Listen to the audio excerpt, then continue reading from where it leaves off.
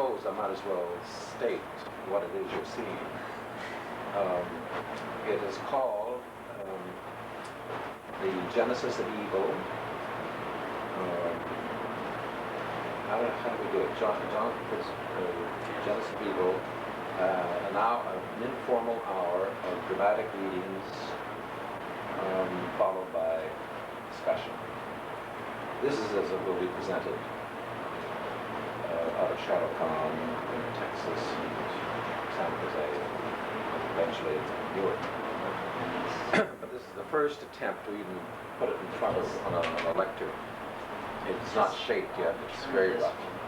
It'll be, as I say, the first part will be an hour, the second part will be an hour at least today, which all has to be, the total thing has to be within an hour. But this is all these... Is that thing going or not? No, it's... Doesn't matter, does it? I noticed the camera, when you walk away from the mirror, the camera's in the picture, and I might be standing up once in a while. Oh, I see. I think I might be a distraction. I see. So I'm gonna, and it might be a little more overpowering, or not overpowering, but give a little more flavor from a lower perspective.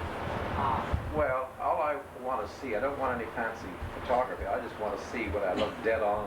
Because the rest of it, I just want to see what I'm going to look like for other people. I don't think they'll probably be way we seated. can cover this mirror. It seems the mirror is giving us so many problems, as it does to any old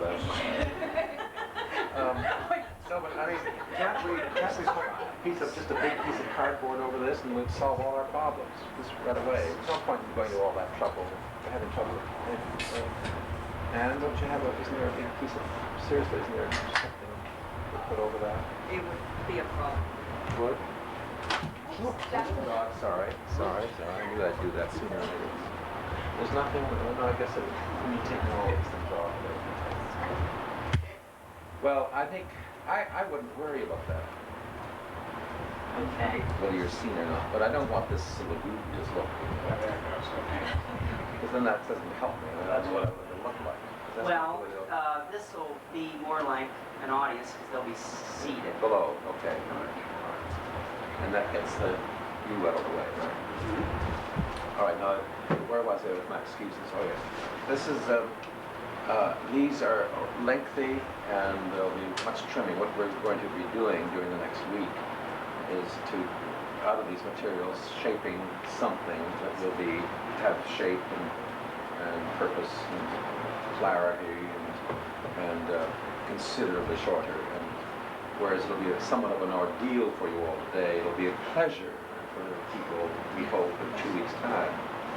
I think probably what I'm going to ask 2 or 3 people to suffer through with me again next weekend someplace. And then a week Wednesday, I'm going to do it sort of like a full dress rehearsal in a studio in New York. That'll be the 2 days before I go up there. I started off to say what this thing is, then I got sidetracked. It's the first part is entitled, it goes like this: roles played and precepts remembered from literature. That what? And what? That led to the shaping and emergence of Barnabas. And then part 2, that's part 1 is that, which means all these roles and just some readings from short stories and so forth. That's in my earlier days preparing me for this possibility of doing something like Barnabas Collins. The second part is prose and poetry, whose genesis was Dark Shadows. And then how does it go on? Embracing, no, I don't have it here. Embracing works by fans of Dark Shadows. So all the poetry and prose that come out of all these books, like World of Dark Shadows, inside the old house. So, is the camera moving, working? Let me get these straight first.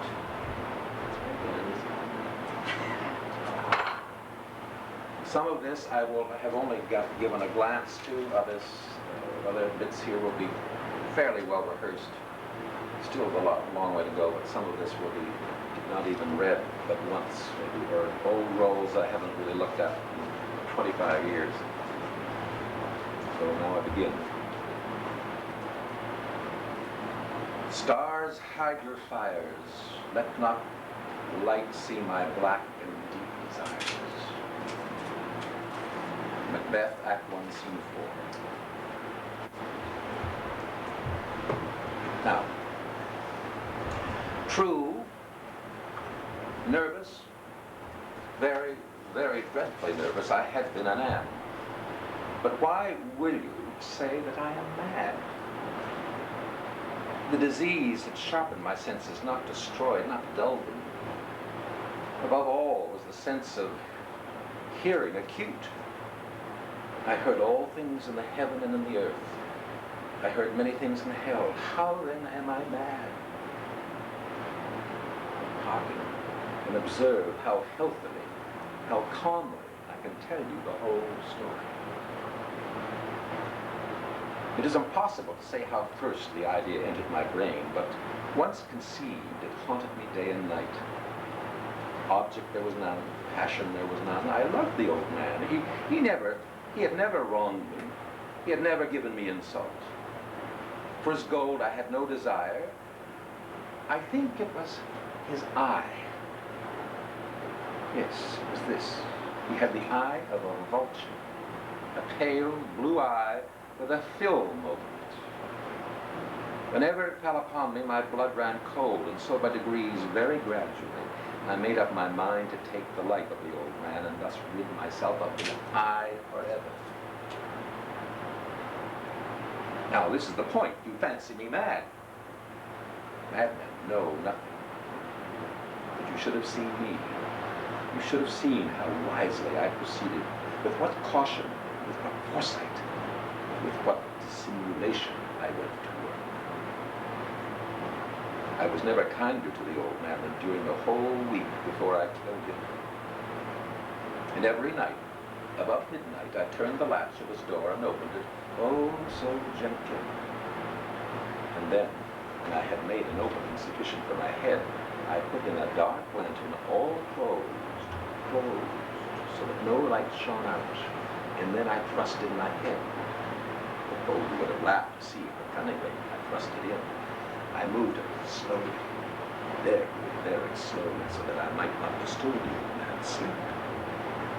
It took me an hour to place my whole head within the opening, far enough that I could see him as he lay upon his bed. Would a madman have been so wise as this? And can we not, if you want to take a picture of me. Would a madman have been so wise as this? And then when my head was well in the room, I undid the lantern cautiously, oh, so cautiously, for the hinges creaked. And I undid it just so much that a single thin ray fell upon the vulture eye. And this I did for 7 long nights, every night just at midnight. But I found the eye always closed, and so it was impossible to do the work, for it was not the old man who vexed me, but his evil eye. On the 8th night, I was more than usually cautious in opening the door. A watch's minute hand moves more quickly than did mine. Never before that night had I felt the extent of my own powers, my own sagacity. I could scarcely contain my feelings of triumph to think that there I was, opening the door little by little, and not even to dream of my secret deeds or thoughts. I fairly chuckled at the idea, and perhaps he heard me, for he moved in the bed suddenly, as if startled. You may think that I drew back, but no. His room was black as pitch, thick darkness, and so I knew that he could not see the opening of the door, and I kept pushing it on steadily. I had my head in and was about to open the lantern when my thumb slipped upon the tiny fastening, and the old man sprang up on the bed crying out, "Who's there?" I kept quite still and said nothing. whole hour I did not move. In the meantime, I did not hear him lie down. He was still sitting up in the bed, listening just as I had done night after night, hearkening to the death watches in the wall. Presently, I heard a slight groan, and I knew it was the groan of mortal terror. It was not the groan of pain or grief, oh no. It was the low, stifled sound that arises from the bottom of the soul when overcharged with awe. I knew the sound so well. Many a night, just at midnight, when all the world slept, it had welled up from my own bosom, deepening with its dreadful echo the terrors that distracted me. I say I knew it well. I knew what the old man felt and pitied him, although I chuckled at heart. I knew that he had been lying awake ever since the first slight noise when he had turned in the bed. His fears had been ever since growing upon him. He had been trying to fancy them causeless, but could not. He had been saying to himself, "It is nothing but the wind in the chimney. It is only a mouse crossing the floor, or it is merely a cricket which has made some simple chirp." Yes. He had been trying to comfort himself with those suppositions, but he found all in vain, because death, in approaching him, had stalked with his black shadow before him and enveloped the victim. And it was the mournful influence of the unperceived shadow that caused him to feel, although he neither saw nor heard, to feel the presence of my head within the room. When I had waited a long time, very patiently, without hearing him lie down, I resolved to open a very little crevice in the lantern. So I opened it. You cannot imagine how stealthily, until at length a single dim ray, like the thread of a spider, shot from out the crevice and fell upon the vulture eye. It was open, wide open, and I grew furious as I gazed upon it. I saw it with perfect distinctness, all a dull blue with a hideous veil over it that chilled the very marrow in my bones, but I could see nothing else of the old man's face or person, but I had directed the ray as if by instinct precisely upon the damned spot. And now have I not told you that what you mistake for madness is but over-acuteness of the senses? Now, I say there came to my ears a low, dull, quick sound, such as a watch makes when enveloped in cotton. I knew that sound well, too. It was the beating of the old man's heart. It increased my fury as the beating of a drum stimulates the soldier into courage. But even yet, I refrained and kept still. I scarcely breathed. I held the lantern motionless. I tried how steadily I could to maintain the ray upon the eye. Meantime, the hellish tattoo of the heart increased. It grew quicker and louder every instant. The old man's terror must have been extreme. It grew louder, I say louder every moment. Do you mark me well? I have told you that I am nervous, so I am. And now at the dead hour of the night, amid the dreadful silence of that old house, so strange a noise as this excited me to uncontrollable terror. Yet for some minutes longer I refrained and stood still, but the beating grew louder. I thought the heart must burst, and now a new anxiety seized me. The sound would be heard by a neighbor. The old man's hour had come. With a loud yell, I threw open the lantern and leaped into the room. He shrieked once only, and in an instant I dragged him to the floor and pulled the heavy bed over him. I then smiled gaily to find the deed so far done, but for many minutes the heart beat on with a muffled sound. This, however, did not vex me. It could not be heard through the wall. At length it ceased.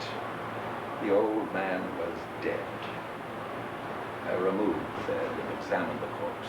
Yes, he was stone dead. I placed my hand upon the heart and held it there many minutes. There was no pulsation. He was stone dead. His eye would trouble me no more. If you think me mad, you will think so no longer when I describe the wise precautions I took for the concealment of the body. The night waned and I worked hastily but in silence. First of all, I dismembered the corpse. I cut off the head and the arms and the legs. I then took up 3 planks from the flooring of the chamber and deposited all between the scantlers. I then replaced the boards so cleverly, so cunningly, that no human eye, not even his, could have detected anything wrong. was nothing to wash out, no stain of any kind, no blood spot whatever. I had been too wary for that. A tub had caught it all. When I made an end to these labors, it was 4 o'clock, still dark as midnight. As the bell sounded the hour, there came a knocking at the street door. I went down to open it with a light heart, for what had I now to fear?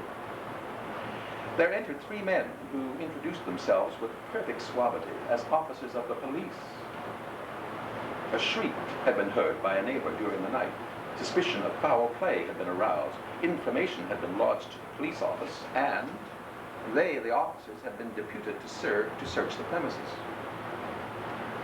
I smiled, for what had I to fear? I bade the gentleman welcome. The shriek, I said, was my own in a dream. The old man I mentioned was absent in the country. So I took my visitors all over the house. I bade them search well. I led them at length to his chamber. I showed them his treasures, secure, undisturbed. In the enthusiasm of my confidence, I brought chairs into the room and desired them here to rest from their fatigues, while I myself, in the wild audacity of my perfect triumph, placed my own seat upon the very spot beneath which reposed the corpse of the victim. The officers were satisfied. My manner had convinced them. I was singularly at ease. They sat, and while I answered cheerily, they chatted of familiar things. But ere long, I felt myself getting pale and wished them gone. My head ached, and that fancied ringing in my ears, but still they sat and still they chatted.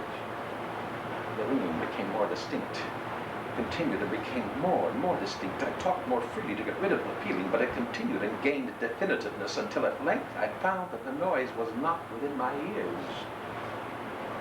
No doubt I grew very pale, but I talked more fluently and with a heightened voice. Yet the sound increased, and what could I do? It was that low, dull sound, much like a sound as a watch makes when enveloped in cotton. I gasped for breath, and yet the officers heard it not. I talked more quickly, more vehemently, but the noise steadily increased. I arose and argued about trifles in a high key with violent gesticulations, but the noise steadily increased. Why would they not be gone?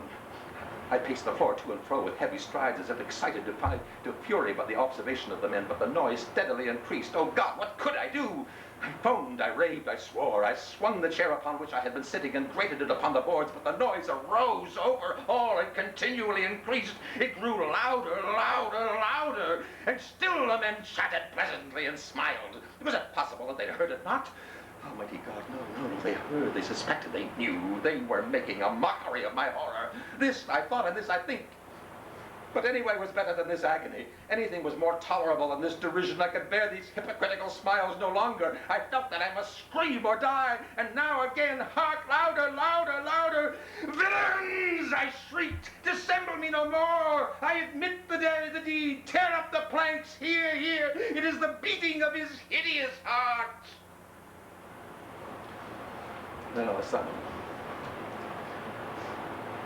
So we'll go into a lower key now for a moment. I haven't decided yet whether to announce these things before or after. At the moment I'm going to do it after. See, that doesn't create confusion. We might do it that way. Now the serpent was more subtle than any beast of the field which the Lord God had made. And he said unto the woman, Yea, hath God said, Ye shall not eat of every tree of the garden? And the woman said unto the serpent, We may eat of the fruit of the tree of the garden, but the fruit of the tree which is in the midst of the garden, God hath said, Ye shall not eat of it, neither shall you touch it, lest ye die. And the serpent said unto the woman, Ye shall not surely die. For God doth know that in the day ye eat thereof, then your eyes shall be opened, and ye shall be as gods, knowing good and evil. And when the woman saw that the tree was good for food, and that it was pleasant to the eyes, and a tree to be desired to make one wise, she took of the fruit thereof, and did eat, and gave also unto her husband with her, and he did eat.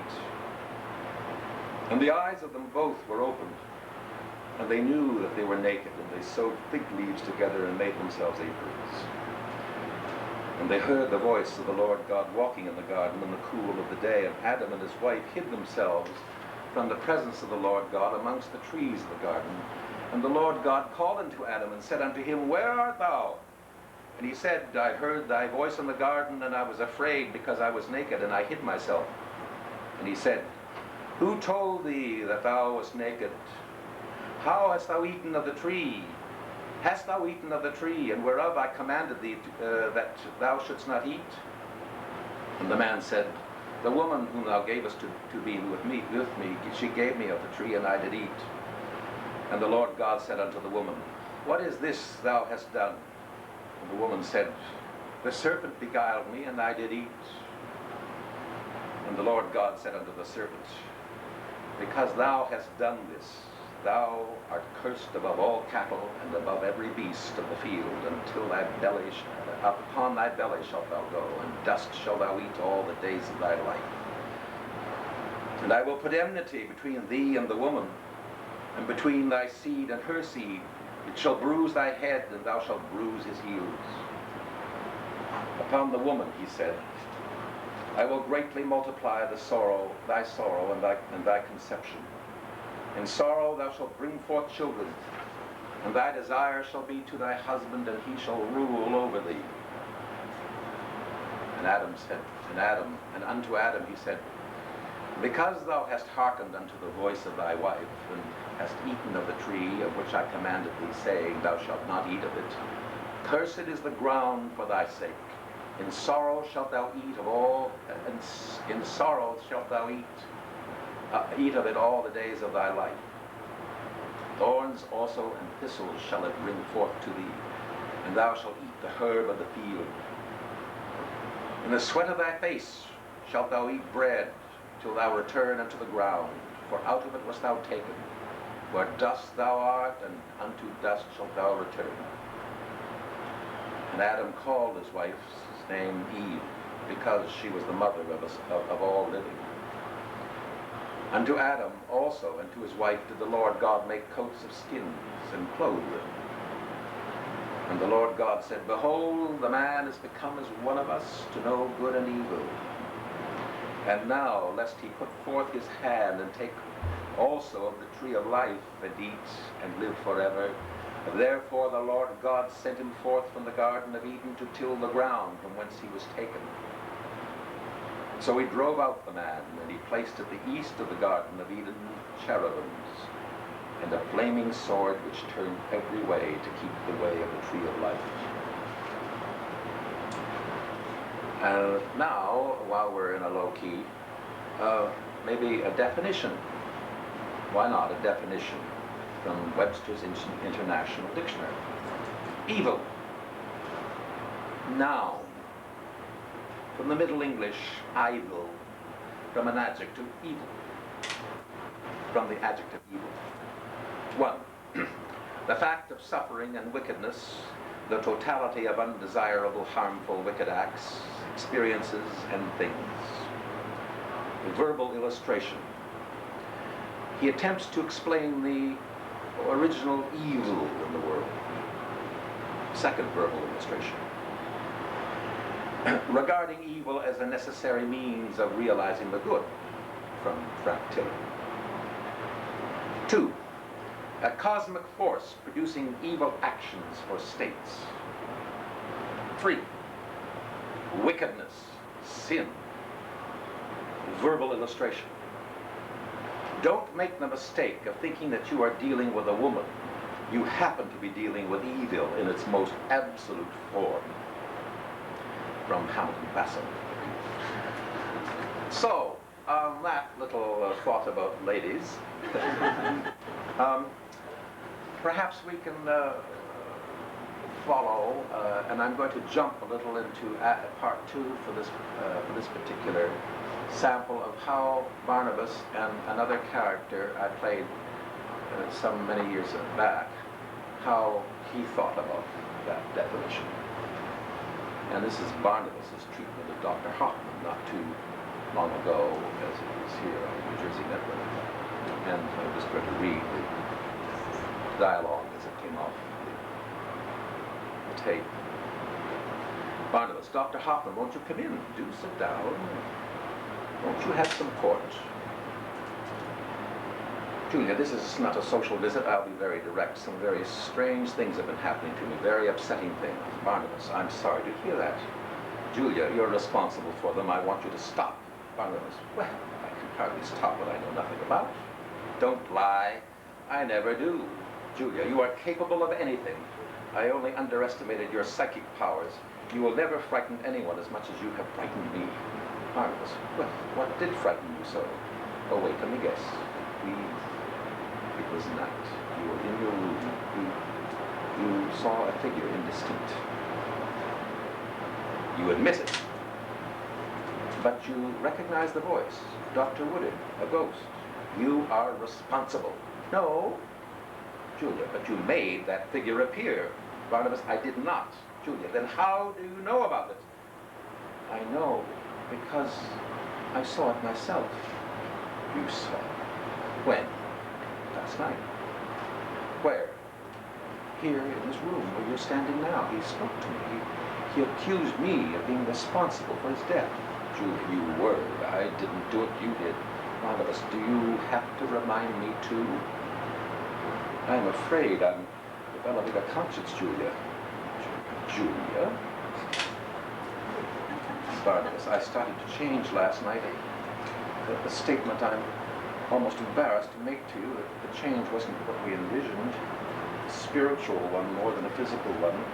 We've shared so much, secrets, plans, some of them disappointing to us both. And the treatments, I think you realize how depressed I was when they didn't work. You turned on me then. You turned on everyone. Not Carolyn. I needed her. Not Vicky. Josette is dead. I'm no longer the romantic that I was. I realize now that I cannot recreate Josette, and more than I can summon up a ghost. Josette has no desire to see me, otherwise she would come back. You're lying. What? You'll never give up that dream of Josette. You will not permit me to change? Julia, oh, Dave Woodard. Oh, Dave Woodard didn't come into this room. I don't believe a word of it. So he's your ghost. Your guilt is so obsessive that you want to suffer alone. Julia, no, I don't want to be alone, ever. You know that. Because Julia, I don't want you to be. That's what I'm trying to say. I owe you so many apologies. Perhaps sometime I will be able to make them all, but one I must say now. You offered me nothing but the best of yourself, and I chose then to ignore it. I made myself live in a lost dream world. I cannot do that anymore. Julia, Barnabas, will you help me, Julia? I want to help you. I care for you, Julia. I need you. I don't know. I'm all mixed up. When I came into this house, Barnabas, don't think about why you came. Tomorrow we'll spend an evening together and we will sort it all out. Well, I must go. You won't be afraid now. I have only one fear. That when I see you tomorrow night, I will find you changed again. That will not happen. Good night, Barnabas.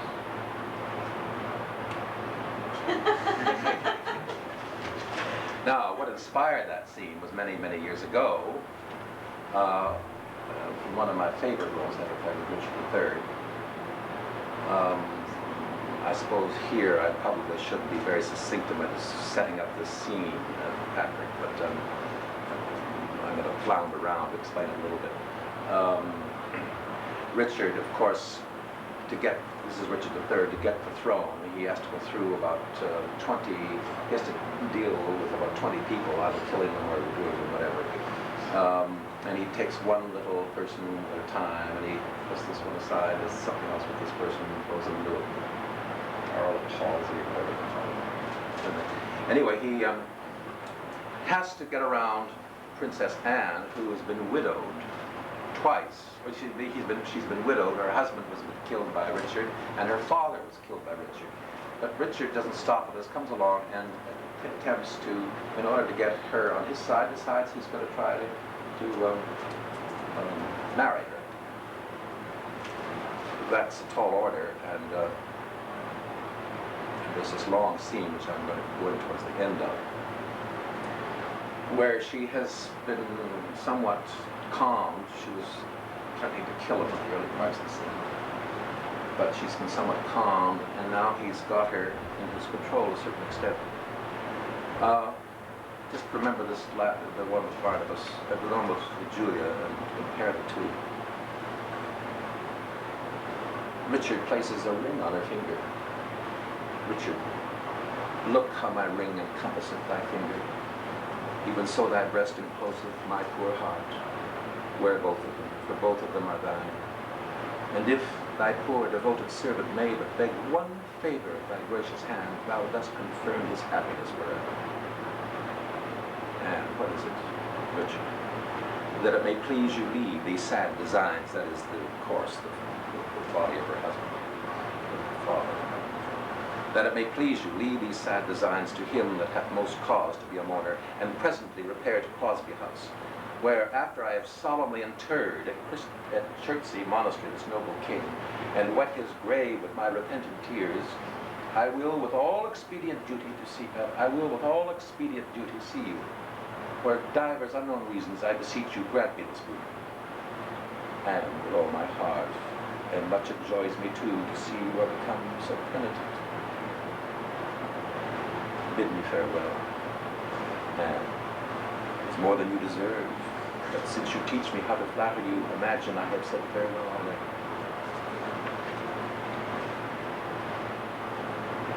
Richard, sirs, take up the course.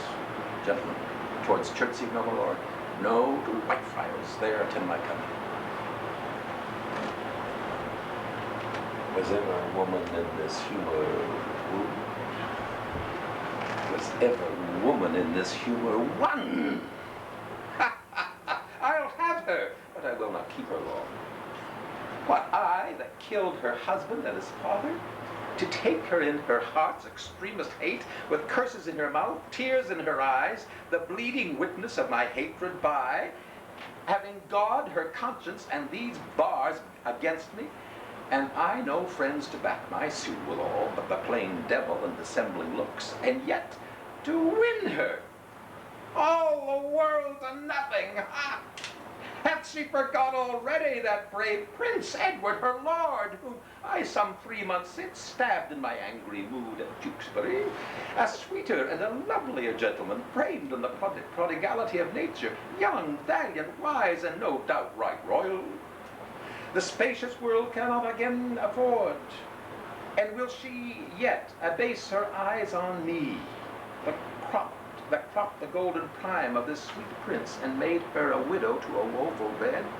On me, whose all that equals Edward's moiety, on me that halts and am misshapen thus, my dukedom to a beggarly denier, I do mistake my person all this while. Upon my life she finds, although I cannot myself to be a marvellous proper man. I would be at charges for a looking glass and entertain a score or two of tailors to study fashions, to adorn my body. Since I am kept in favor with myself, I will maintain it with some little cost. But first, I'll turn yon fellow in his grave, and then return lamenting to my love. Shine out, fair sun, till I have bought a glass, that I may see my shadow as I pass. So we finished dealing with the ladies. And now, to carry the humor through a little bit further, because as Barnabas, I like to think that every once in a while humor crept in, and that was fed by various roles in the past, and another one from Shakespeare, Much Ado About Nothing, Don John, who is a kind of very brief villain and a very superficial type of villain. I mean, Shakespeare didn't develop his character, but he's quite, he makes quite it's a wonderful cameo in the middle of his play. He's a piece of black going around all these colors, amongst all these colors. And he is just merely mean. He just hates, period. He's just that kind of person. We'll have to work that a little better. Here he is plotting with his henchman, Conrad, And they meet in the street. Conrad says, "What the good year, my lord? Why are you thus out of measure sad, Don John?" "There is no measure on the occasion that breathes, therefore the sadness is without limit." Conrad, you should hear reason. Don John, "And when I have heard it, what blessing brings it?" Conrad, "If not a present remedy, at least a patient sufferance." "I wonder if thou, being, as thou sayest, thou art born under Saturn, goest about to apply a moral medicine to a mortifying mischief." "I cannot hide what I am. I must be sad when I have cause and smile at no man's jests. Eat when I have stomach and wait for no man's leisure. Sleep when I am drowsy and tend on no man's business. Laugh when I am merry and claw no man in his humor." Conrad, "Yes, but you must not make full show of this till you may do it without controlment. You have of late stood out against your brother and he obtained you newly into his grace. I had rather be a canker in a hedge than a rose in his grace, and it better fits my blood to be disdained of all than to fashion a carriage to rob love from any. In this, though I cannot be said to be a flattering, honest man, it must not be denied that I am a plain dealing villain. I am trusted with a muzzle and am franchised with a clog. Therefore I have decreed not to sin in my cage. If I had my mouth, I would bite. If I had my liberty, I would do my liking. In the meantime, let me be that I am, and seek not to alter me." Now we go back to another more serious aspect of Shakespeare, another role I played, which really had a tremendous effect, direct effect on my cousin Barnabas, as it turned out. I kept thinking of Macbeth and going back to him much more than almost any other role I could think of, which rather throws out the window the constant question I used to get. Wasn't it come down to play a soap opera after doing all that Shakespeare? Well, actually, I couldn't tell the difference. For me, Barnabas was just as much fun as all city Shakespeare. Admittedly, the lines were quite good. The actions were very similar. However, it's awfully hard to compare Barnabas with Macbeth when Macbeth has lines like these to say. I guess you all know Macbeth well enough. I don't have to set it up. We don't. "Go bid thy mistress when my drink is ready. She strikes upon it." This is, good God, is it before or after the murder?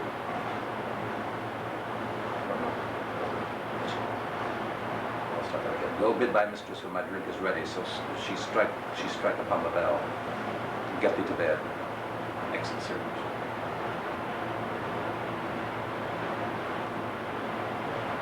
Is this a which I see?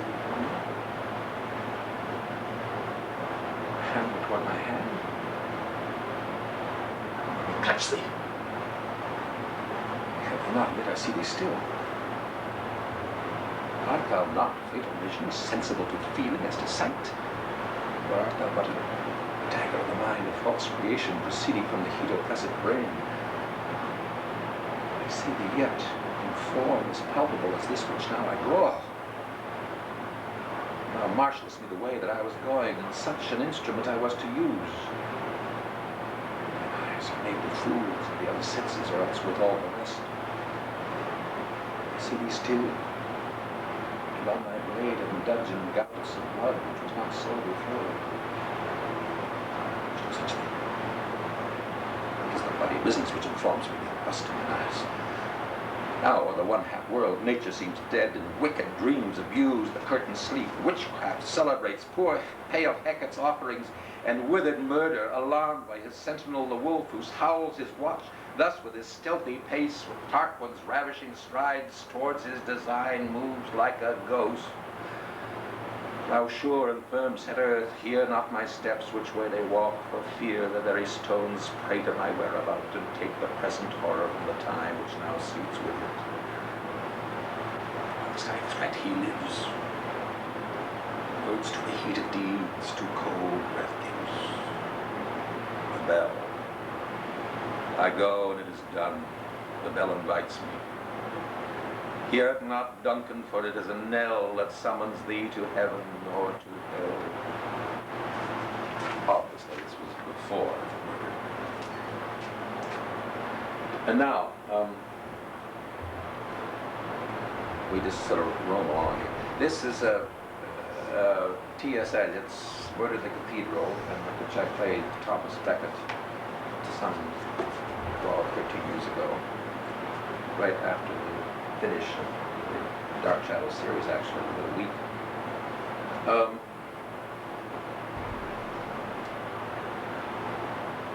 Like John Proctor in The Crucible, which I also played many years ago,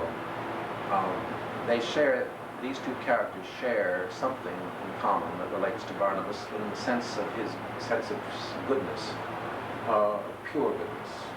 Barnabas, on occasion, and when it's well written, he almost becomes saintly. At least that's how I played him at times, when he was allowed to rise to that level. And again, I would consciously or subconsciously go back in those occasions, not so much to Macbeth, but more to, although of course ironically enough Thomas came after Dark Shadows, so you can't say that this really fed Barnabas at all, but it's very much like John Proctor, who did, in fact, to a certain extent. I mean, where I learned to play heroic stature, moral stature, without being self-righteous. That's the danger. I suppose that's what I'm really groping here for, an idea to justify this reading. Is presented with problems that these roles present. And this role presented the problem of not being self-righteous when he was supposed to, Thomas is really having insights. As John Proctor shouldn't be self-righteous when he's having his insights, and as Barnabas shouldn't be self-righteous when he has his insights. They should be pure. And that's quite a task for an actor. And this is after he has had meetings with the three tempters and various other characters and the chorus. And this is the end of the first part of the cathedral. And he has, as I say, he has been with the three tempters, he has listened, he has argued, and he left alone, and this is really his assessment of these three meetings. Clear the air, clean the sky, wash the wind, take stone from stone and wash them. The land is, pardon me, that's not comes, that's the chorus.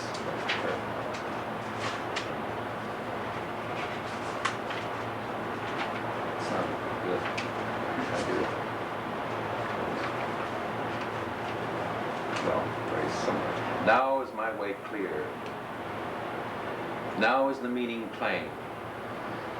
Temptation shall not come in this kind again.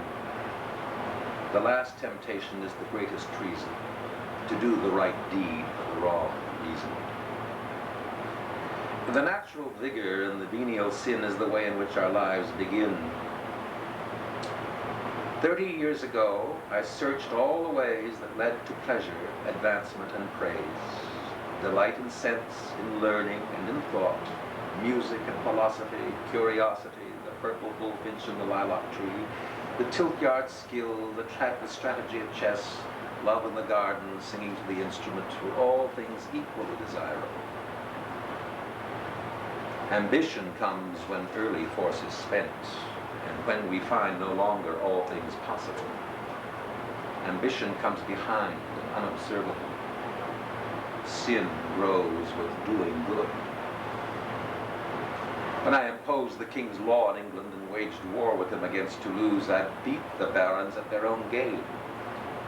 I could then despise the men who thought me most contemptible, the raw nobility whose manners matched their fingernails. While I ate out of the king's dish, to become servant of God was never my wish. Servant of God is chance of greater sin and sorrow than the man who serves a king.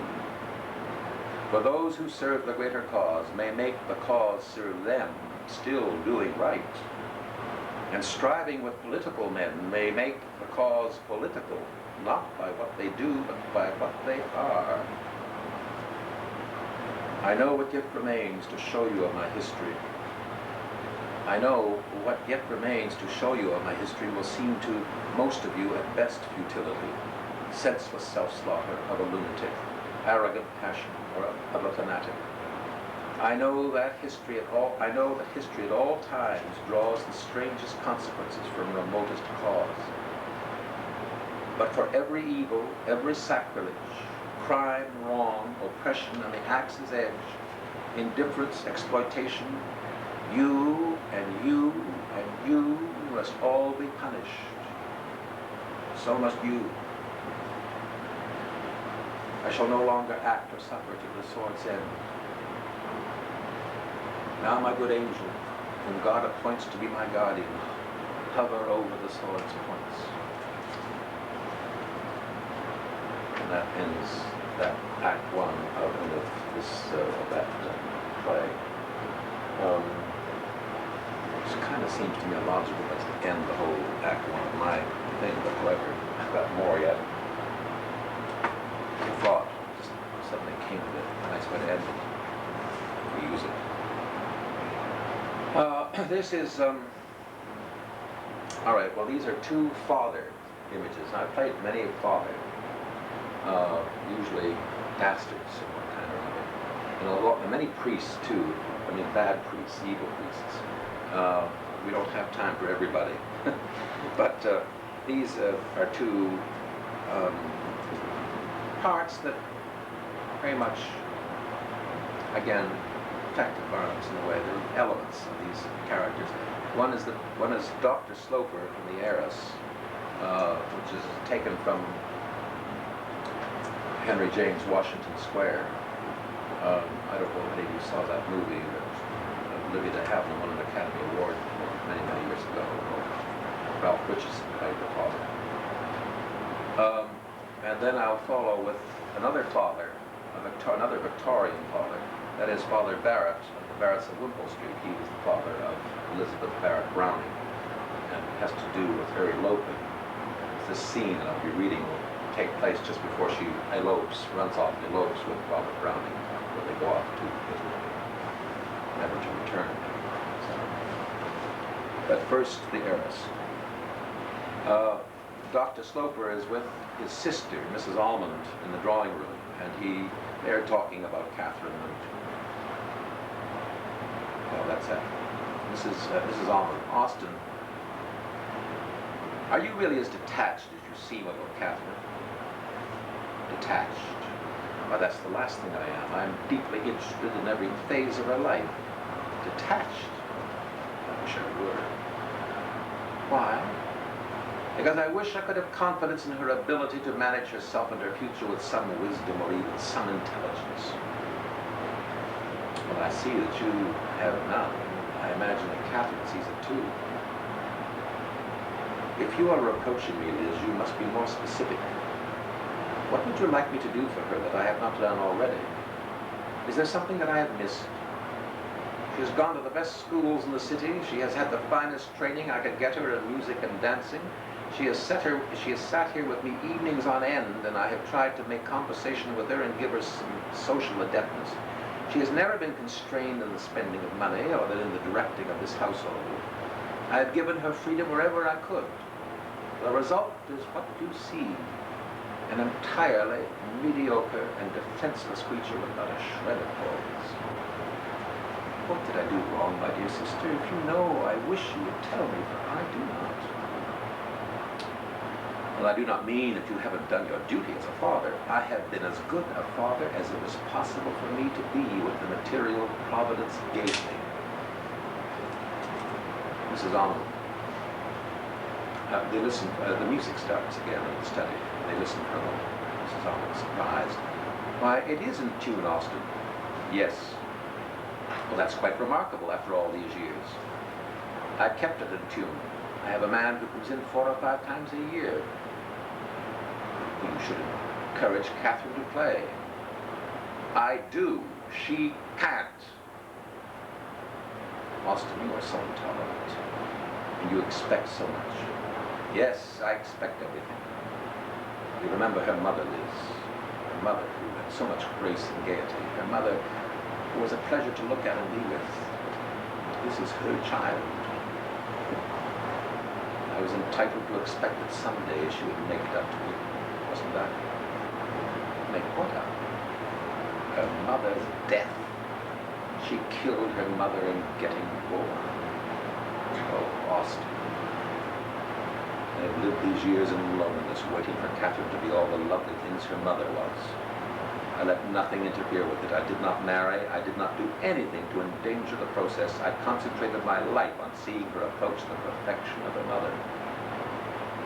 Mrs. Orman, no child can compete with this image you have of her mother. You have idealized that poor dead woman beyond all human recognition. You are not entitled to say that. Only I know what I lost when she died. The music swells. When I hear that spinet played, I remember the day she got it. We were in Paris. She bought it at Plailes. She wouldn't sail for home until she found a captain who was willing to take her on, to let her take it on board ship. 6 months later, she was dead. That was a long time ago, Austin. There is no consolation. Now, from one of your hateful daughters, this is quite the other extreme, even though they have the same kind of unattractive style. But yet, they're really opposite as the pole, as you will discover in a moment. This is Father Barrett and Elizabeth. And after there has been a terrible row in the family, as I recall, it was Henrietta, the younger sister, has been denied her engagement to this officer, which Barrett disapproves of.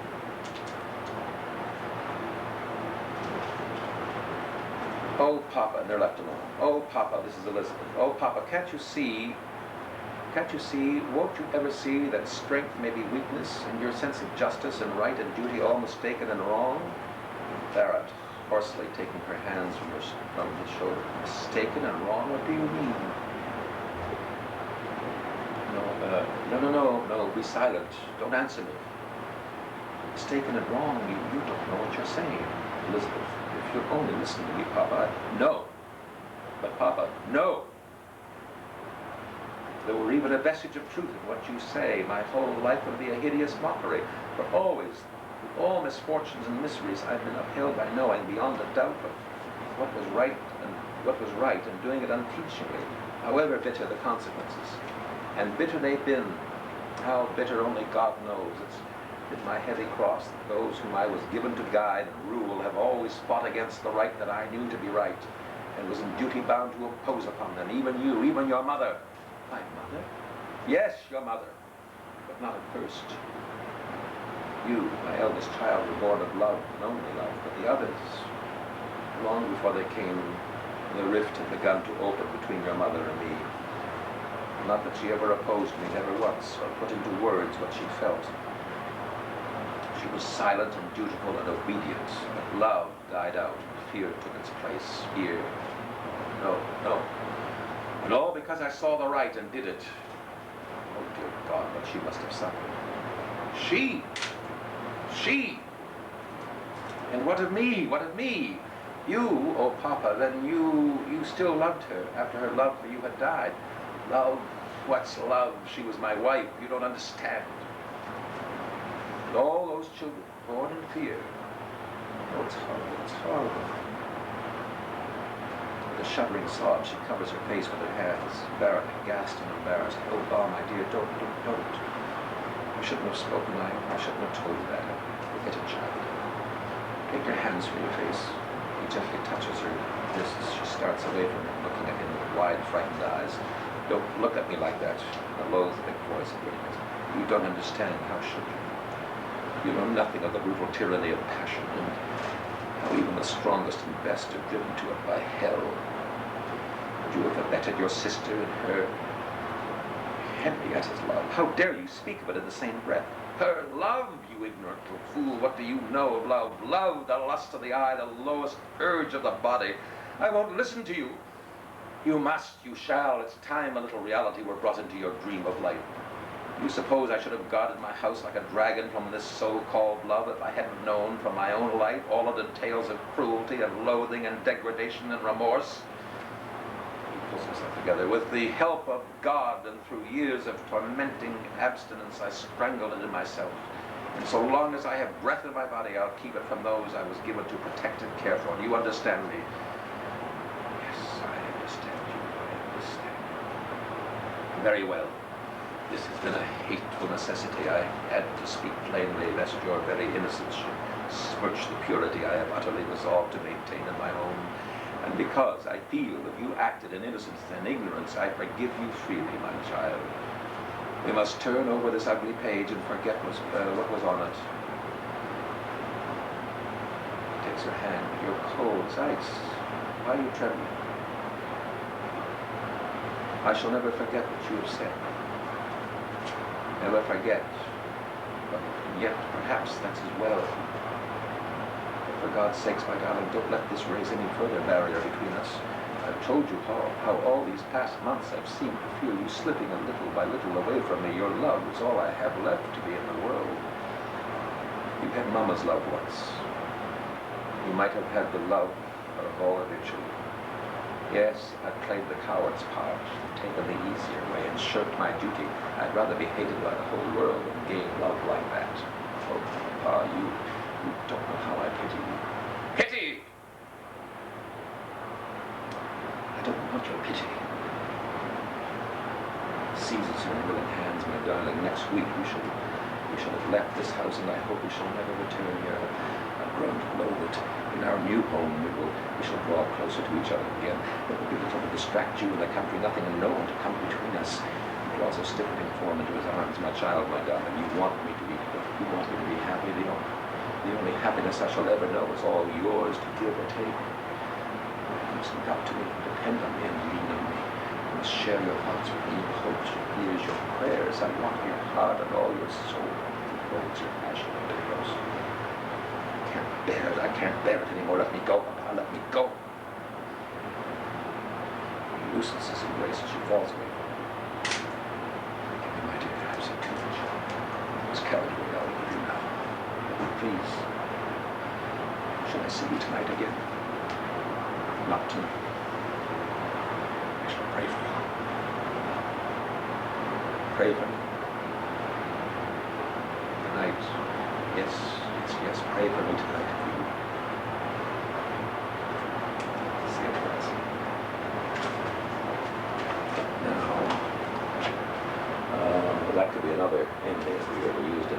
But no, this is really quite out of left field. This is my little political angle. Not really political, but more sociological. But it's just some stuff I'd like to squeeze in if you ever had a chance. I have a feeling it'll be dismissed by Mr. Patrick Garrison and Miss Ann Wilson. That's extract all this, but I'm going to read it now, so I'll never get a chance to read it again. The meaning of war. What, speaking in quite unofficial language, is the net purport and upshot of war? To my own knowledge, for example, there dwell and toil in the British village of Dunbridge. Mind you, this is all has to do with evil. I haven't forgotten evil. To my own knowledge, for example, there dwell and toil in the British village of Dunbridge, usually some 500 souls. From these, by certain natural enemies of the French, there are successively selected during the French War, say 30 able-bodied men. Dumdrudge, at her own expense, has suckled and nursed them. She has, not without difficulty and sorrow, fed them to manhood, and even trained them to crafts so that one can weave, another build, another hammer, and the weakest can stand under 30 stone of weight. Nevertheless, amid much weeping and swearing, they are selected, all dressed in red, and shipped away at public charges some 2,000 miles, or say only to the south of Spain, and fed till they're wanted. And now to that same spot in the south of Spain are 30 similar French artisans from a French dumb drudge in like manner wending till at length, after infinite effort, the two parties come into actual juxtaposition. And 30 stands fronting 30, each with a gun in his hand. Straightway the word fire is given, and they blow the souls out of one another, and in place of 60 brisk, useful craftsmen, the world has 60 dead carcasses, which it must bury and anew shed tears for. Had these men any quarrel? Busy as the devil is, not the smallest. They lived far enough apart were the entirest strangers. Nay, in so wide a universe, there was even unconsciously by commerce some mutual helpfulness between them. How then? Simpleton, their governors had fallen out, and instead of shooting one another, had the cunning to make those poor blockheads shoot. And a little poem by Wilfred Owen. Anthem for doomed youth. What passing bells for these who die as cattle? Only the monstrous anger of the guns. Only the stuttering rifles' rapid rattle can prattle out their hasty orisons. No mockeries for them, no prayers nor bells, nor any voice of mourning, save the choirs. The shrill, demented choirs of wailing shells and bugles calling for them from sad shires. What candles may be held to speed them all? Not in the hands of boys, but in their eyes shall shine the holy glimmers of goodbyes. The pallor of girls' brows shall be their call, their flowers the tenderness of patient minds, and each slow dusk a drawing down of blinds. And of course, the ultimate result of all this, centuries later, I met a traveler from an antique land who said, 2 vast and trunkless legs of stone stand in the desert. Near them on the sand, half sunk, a shattered visage lies, whose frown and wrinkled lip and sneer of cold command tell that its sculptor well those passions read, which yet survived, stamped on these lifeless things the hand that mocked them and the heart that fed. And on the pedestal these words appear. My name is Ozymandias, King of Kings. Look on my works, ye mighty, and despair. Nothing beside remains. Round the decay of that colossal wreck, boundless and bare, the lone and level sands stretch far away. Well, that's a little. So that's part 1. How many hours was that? About an hour and a half. God. Oh dear. This thing has a built-in timer though, Patrick, and it says Well, it said 12 when I saw it. that's 1 hour and 3 minutes, and we started a little early. It's about an hour. Well, it is about About an hour? Well, that's what I figured. Well, that's pretty good. If I could figure it was only a half hour over. Shall we? Wait a minute, no, there are lots of things. Wait. Reading aloud? No, I forgot to read it. I haven't got the energy to do it anyway. Oh. Well, all right, I'll do it. You got the thing going again? Well, this is Richard's only moment in the play where he equates himself with Macbeth. And since Macbeth goes through this particular experience throughout the whole play of Macbeth, Richard only suffers this experience in the very end. He has a nightmare on the battlefield the night before his final battle. And in the nightmare, all of the people that he has killed to gain the throne come before him and put a curse on him. And this is his trying to wake up from the dream. I don't know if any of you, like myself, have had nightmares where you can't wake up and you're in a world that's half real and This is the essence of this. And he's asleep. Give me another horse. Bind up my wounds. Have mercy, Jesus! Did I dream? Oh, coward conscience, how dost thou afflict me? Light burns blue. It's now dead midnight. Cold, fearful drops stand on my trembling flesh. What do I fear? Myself? There's none else by. Richard loves Richard, that is, I am I. Is there a murderer here? No, no. Yes, yes, I am. And fly. What, from myself? Reason why, lest I revenge. What, myself upon myself? I love myself, wherefore? Any good that I myself have done unto myself? Oh no, alas, I rather hate myself for hateful deeds committed by myself. I am a villain, yet I lie, I am not. Fool of thyself, speak well. Fool, do not flatter. My conscience hath 1,000 several tongues, and every tongue brings in a several tale, and every tale condemns me for a villain.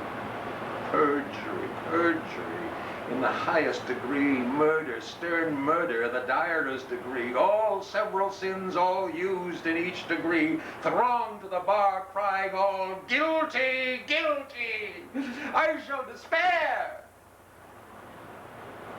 There's no creature loves me, and if I die, no soul shall pity me, therefore why should they, since that I myself find in myself no pity to myself.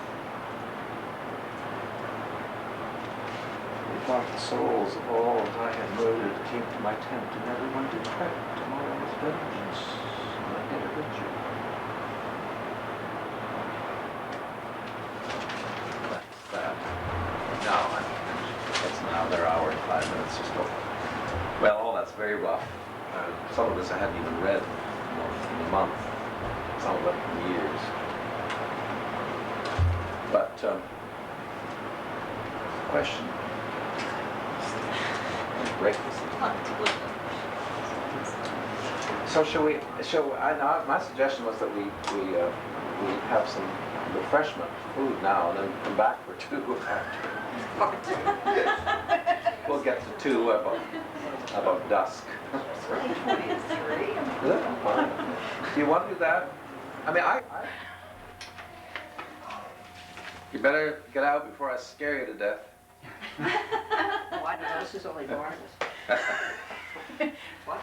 Well, now this is going to be very, very piecemeal. This is even more disorganized than the first part. As a matter of fact, I've got bunches of poems thrust together that I just picked them up as they were on the desk and put a little bunch here, a little bunch there, so it's very casual. Bye-bye. What else can I say at the moment? I still am puzzled about, well, we'll talk about that later, is whether I announce poems. Hey, are my critics listening? Yes. Right.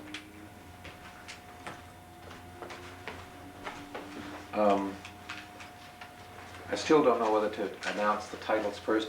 I'd like to keep it a certain mystery at times. We may not have to be consistent with it necessarily. When it's beneficial to announce the name of the poem or the prose or whatever it is first, we'll do it. And if it's better to have it linger until the end, we'll do it that way. Sometimes I want to just let the audience move into it and say, oh yes, that could be Poe or something. Anyway. Nobody lost something.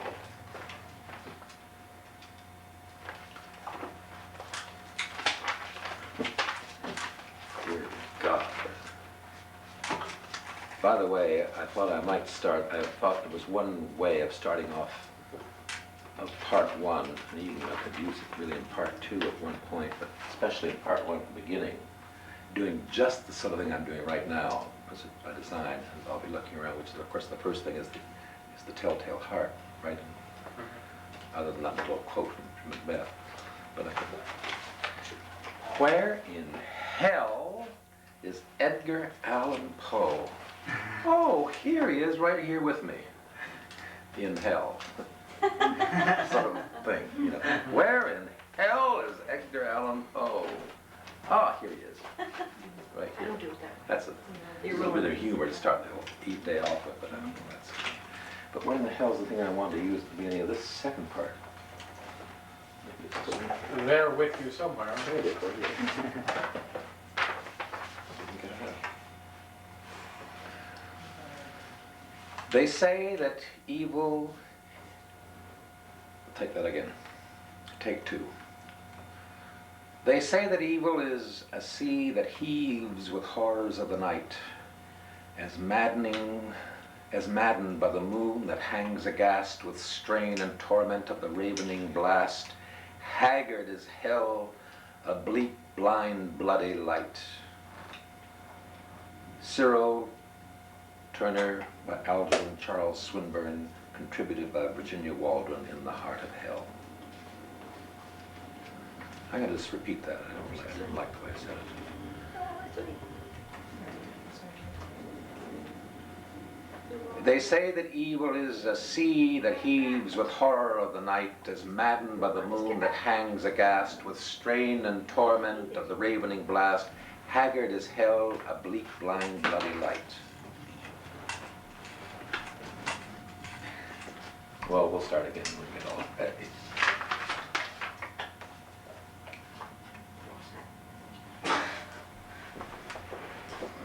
Okay, we'll start again. I'm getting lots of practice at this first one. By the way, does anybody know how to pronounce Cyril Turner? Turner-E-U-R. It's French, obviously. Cyril Turner or Turner? Turner. T-U-R. T-O-U-R-N-E-U-R. Turner. Well, anyway, so this is how it begins. This is, my little style mode of starting each section off with just a little something. They say that evil is a sea that heaves with horror of the night, as maddened by the moon that hangs aghast with strain and torment of the ravening blast, haggard as hell, a bleak, blind, bloody light. Cyril Turner by Algernon Charles Swinburne, contributed by Virginia Waldron, In the Heart of Hell. May not even have to go into that.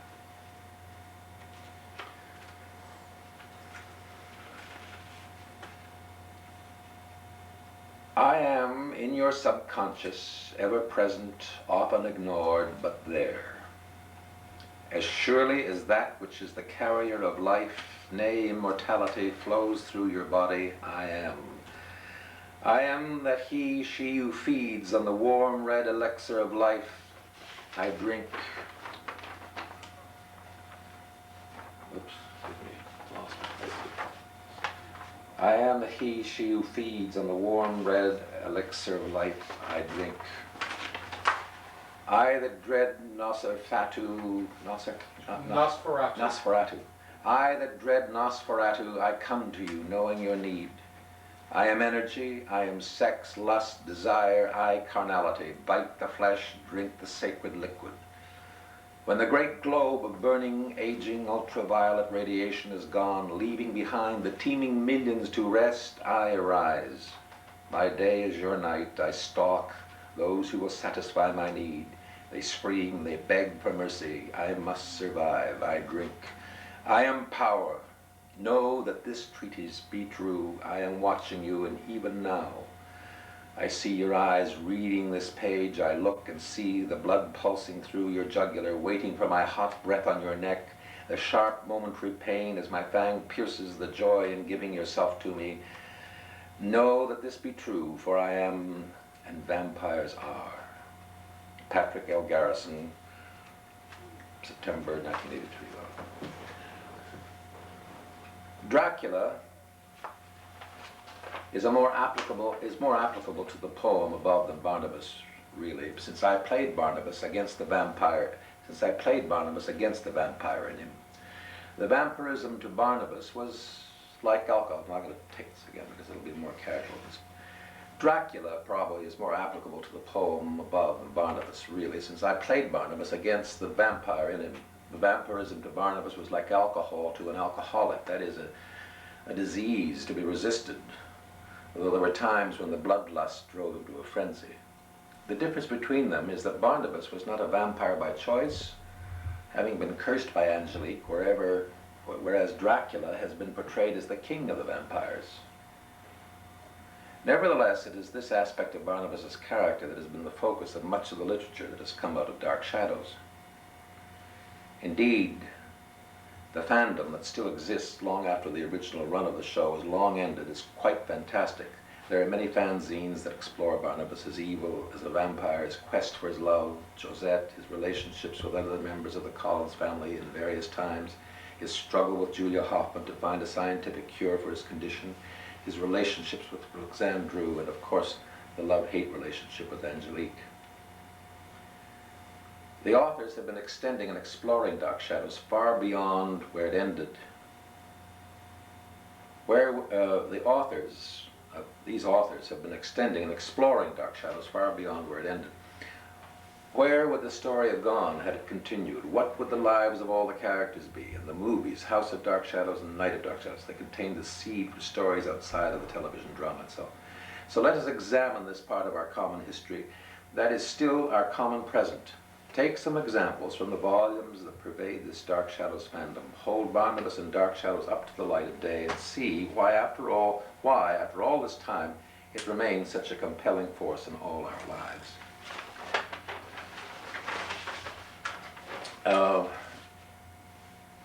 And here I'm just going to read a few poems at random. Maybe 2 or 3 or 4. So.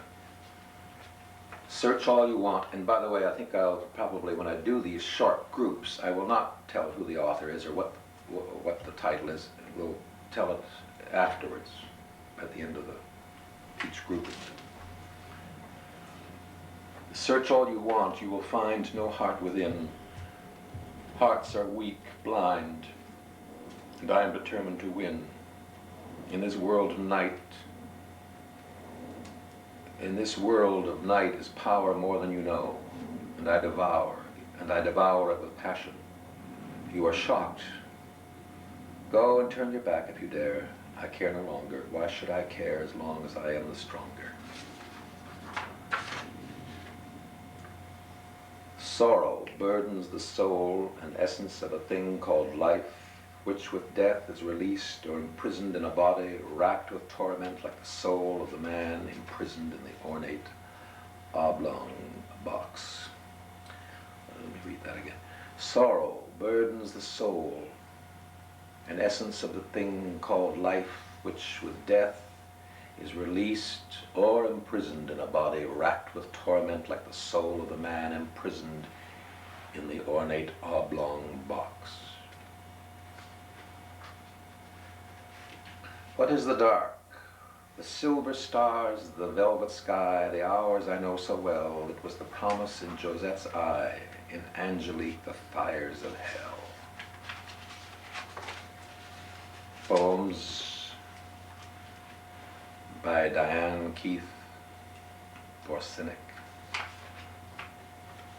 Terry Cogliano, Edlin Bond.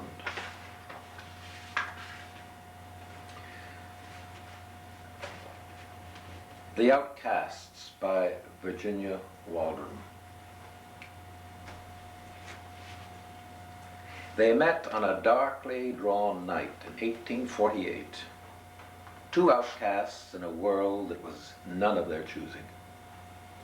The gaslights glowed yellow against the gloom of a chill Boston night, and men hidden in cloaks hurried along the narrow, crooked lanes to the safety and comfort of their homes. On the waterfront, the air was cold still. Here the men were wanderers, without any place they could call home but the sea. These restless brethren sought shelter from the cold in the many taverns that huddled along Long Wharf. The dark dens, lit by feeble candle flame and small fires in their grates, were evil-looking haunts whose anonymous customers were a rough breed of men used to hardship, unending toil, and the bitter life of relentless storm and peril they found upon the sea. But here and there sat the more mysterious ones who bore the mark of a gentleman, seeking only isolation. A tall, thin gentleman with a rather sinister aspect to his cold, pale countenance came into the tavern alone. He sat on the corner, craving only solitude. He carried with him a wolf's head cane, the handle made of finest silver. Many an eye observed the stranger and calculated how much such a cane would bring at a pawn shop. They only watched and drank deep. The talk was low and muttered as faces bent over steaming tankards. The arrival of another gentleman, more loudly heralded, was noted by those along the bar. He was well known to most of the innkeepers of the city as a man who rarely paid his debts. The regular patrons recognized him and groaned. He was not what anyone would term popular, but he seemed unaware of this fact.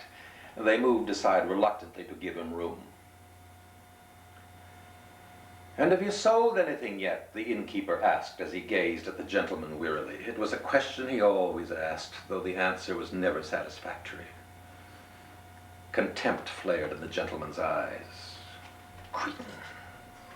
What did you say?"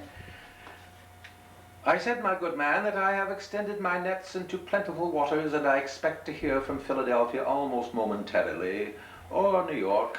I have high hopes for New York." And handed the man his usual, the innkeeper sighed and handed the man his usual drink, a glass of poor quality claret. "Red as blood," the man murmured. The innkeeper shook his head. Poor sot, he was always the worse for drink, seeking its illusionary oblivion and staggering from its effects. The gentleman was small of stature, with a wide forehead, a dark moustache, and a melancholy air. His eyes were the most noticeable feature of his face, deep and dark and glowing as with a fever or countless secrets of sights seen by few, of untold agonies. His clothing was second-hand, frayed at collar and cuffs, but he carried himself with an inbred dignity that belied his appearance. Fate had not been generous.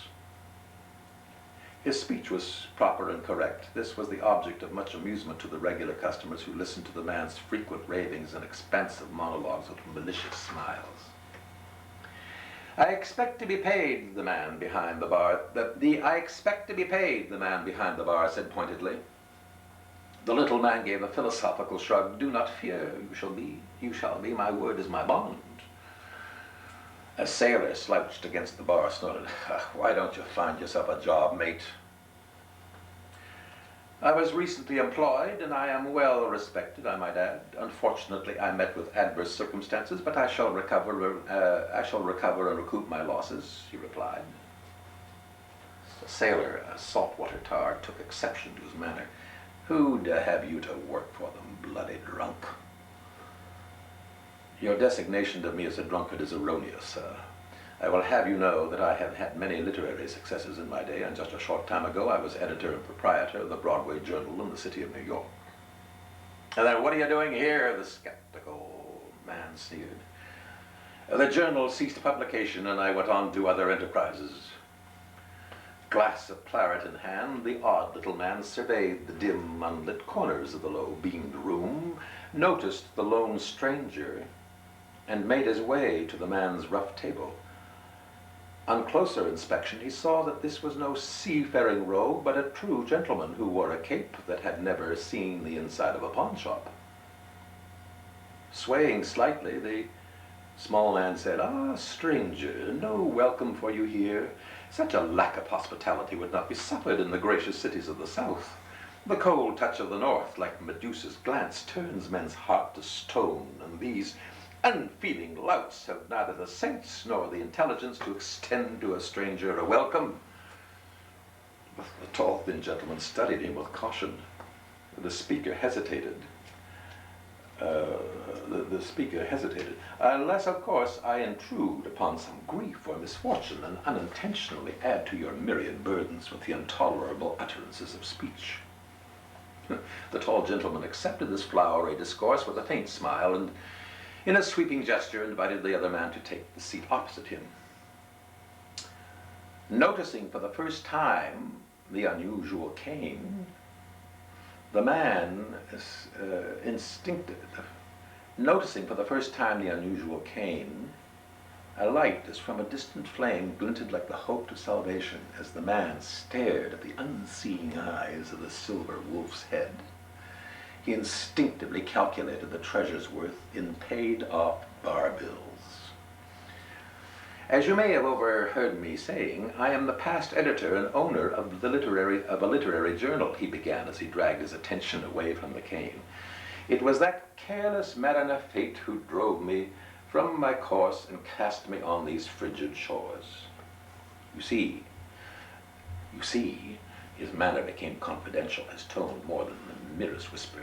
I am presently undertaking the tedious job of lecturer, and though it is an agreeable occupation, it pays very little. And do you know, I must finance my own transportation, hotels, meals. Why, I am not so much as given cab fare to the place of my oration. On what subjects do you lecture? He was asked politely. Oh, many subjects, sir, for my knowledge is vast, covering many spheres. I can elucidate fluently on any of several broad topics for public edification. Lately, I have been carrying on a dissertation concerning the poetic principle, but I have also discussed the distribution of vital energy. Just the other day, I delivered a talk entitled Between Wakefulness and Sleep, an intriguing subject. There's also a fascination of mine, the self and the universe. I travel through metaphoric valleys of unrest. And here he began a recitation for his audience of one. Once it smiled a silent dell where the people did not dwell. He seemed confused, as if he had forgotten what words came next, and started again. Now each visitor shall confess the sad valley's restlessness. Nothing there is motionless, nothing save the airs that brood over the magic solitude. And here he faltered, unable to go on. Well, you seem to speak from experience. His downcast eyes brightened at the stranger's interest. I see you are superior to these ill-bred ruffians as the night star to the common clay. And now I also perceive that you have a great understanding as well. Yes, I have seen my star. Like a glittering comet in the evening sky that flashes with jeweled fire. The brightest element of all the heavens, singular and alone, as it falls from grace too soon, so soon, and is therefore destined never to be recognized or appreciated for what it was so briefly and so brilliantly. Let me tell you, the brightest elements of all the heavens, singular and alone, as it falls from grace too soon, so soon, and is therefore destined never to be recognized or appreciated for what it was so briefly and so brilliantly. Where do you come from, sir? The volubility and rapid change of subject startled the stranger. The north, he said, amused. Ah, the chilly wastes, the ultimate dim tool. He hid a smile. No, not quite such a distance as that. I am from the coast of Maine, sir. You have absolutely the look, you have about you the look of a traveler also. Am I correct in my speculation? Most true. You are most observant. I am a traveler of sorts. I have crossed land and sea, but in the greater sense I am a traveler of the inner recesses of man's soul, and there I have viewed many wonders, some of astonishing beauty and others of such unspeakable horror, of hell and the landscapes of hellish visions too terrible to imagine, that vast black abyss of the soul, where the fire of the soul forever rages in jealous passion, and the torments of the mind beckon the unwary traveler to step beyond the boundaries of sanity and recall where he is forever lost and forever imprisoned. The tall gentleman listened curiously. Surely these were the ravings of the meth drinker or the opium eater. Yet the man spoke as if he had seen such terrors with a rational mind. He himself had known horrors which could never be spoken aloud, and he was both shaken and intrigued to discover much of his own long-buried experiences summed up so succinctly by a man he had not met until that night. The tall gentleman found his sympathies drawn to the pathetic man, for they had both known suffering, though they had indeed traveled different roads. Their obsessions were their own, but their twilight wanderings and restless travels smelled of grave clothes and the grave. Each had been thrown through no fault of his own into a maelstrom of despair and loneliness. Though the small man gave voice to his personal demons, the stranger knew that he himself could never give vent to the secret that dogged at his heels, that drove him from city to town and soon to another continent. His life was an eternal night, and his search for blood became a flight from himself and what he had become.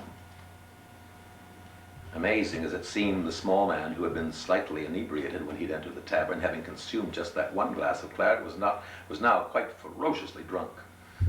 As the night progressed, he fell to morose ponderings, muttering disjointed fragments of prose and poetry that preyed on his fanciful mind. When the tall man stood to leave, he made his farewell to his companion and went out into the night. Close behind followed one of the sailors who had been drinking steadily at the bar, his eyes never long removed from the gentleman with the cane. The loquacious drunkard, suddenly realizing that he was again alone, became possessed by some brainstorm and nearly leapt from the table and darted out the door after him. The cold slap of water against the wharves was the only sound to disturb the night, that and the footsteps as the tall gentleman strolled along the docks. He heard his attackers approach long before the swaggering tough reached him. The sailor drew out a well-used knife which he held in a practiced, deadly fashion. "Don't call out," he warned, his eyes bleary from drink, but his hand holding the weapon steady as a rock. "I have no intention of calling for anyone." "Good." His gin-sodden brain tried to fathom why the fine gent showed no sign of fear.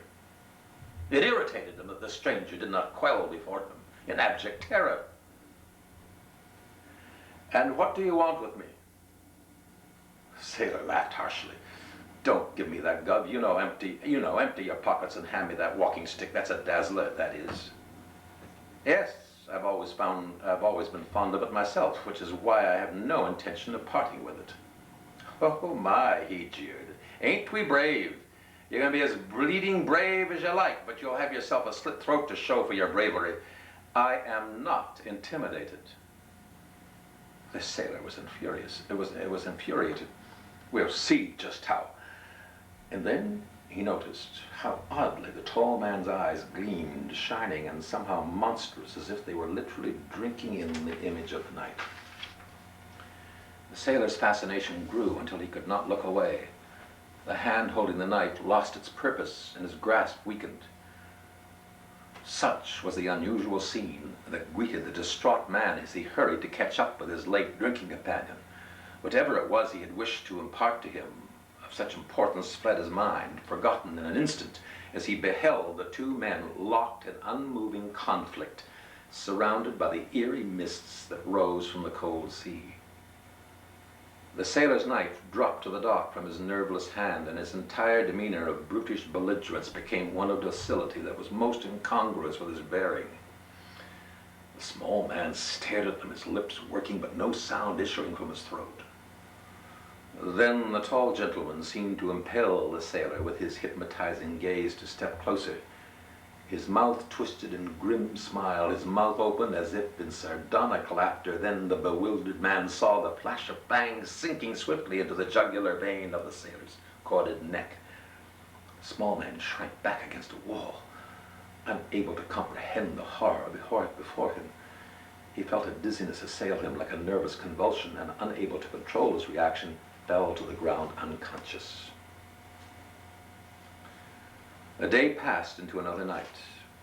The weather had grown colder, less hospitable still. The small, shabby man, his face white as if he had suffered from some recent malady, walked into a tavern. He had been to every tavern and alehouse in Boston that day, or it seemed. but he would not rest until he had his answer. "Would you be so kind as to inform me," he began, "did I patronize your worthy establishment last evening?"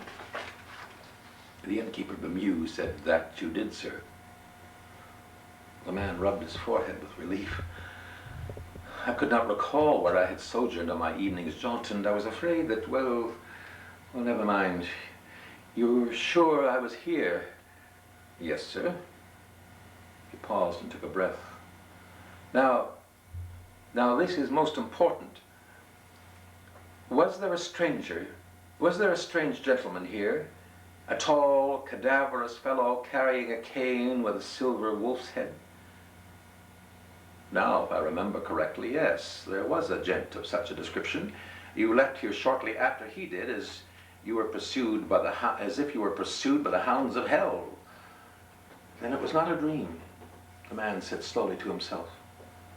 A look of bewilderment and incredulity crossed his pale face.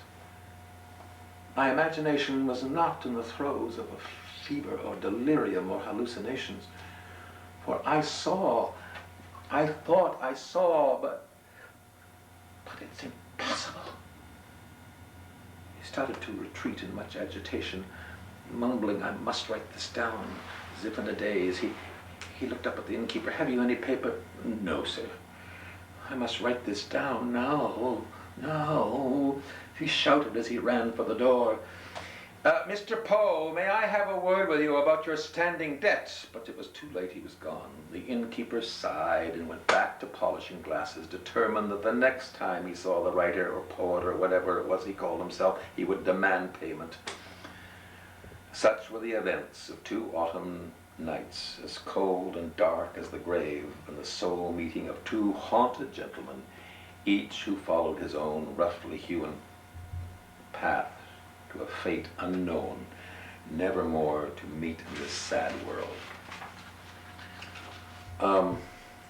Just while I'm thinking of it, if we do develop this thing, of course I realize the big distinction I have to make is I have to have a stronger characterization for Poe, because it runs into Barnabas all the time. You never know who's talking half the time.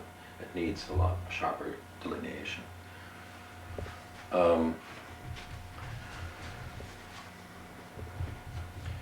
At the end of that, I would say, by the way, I think a nice way to finish that off, I'll just repeat the last paragraph.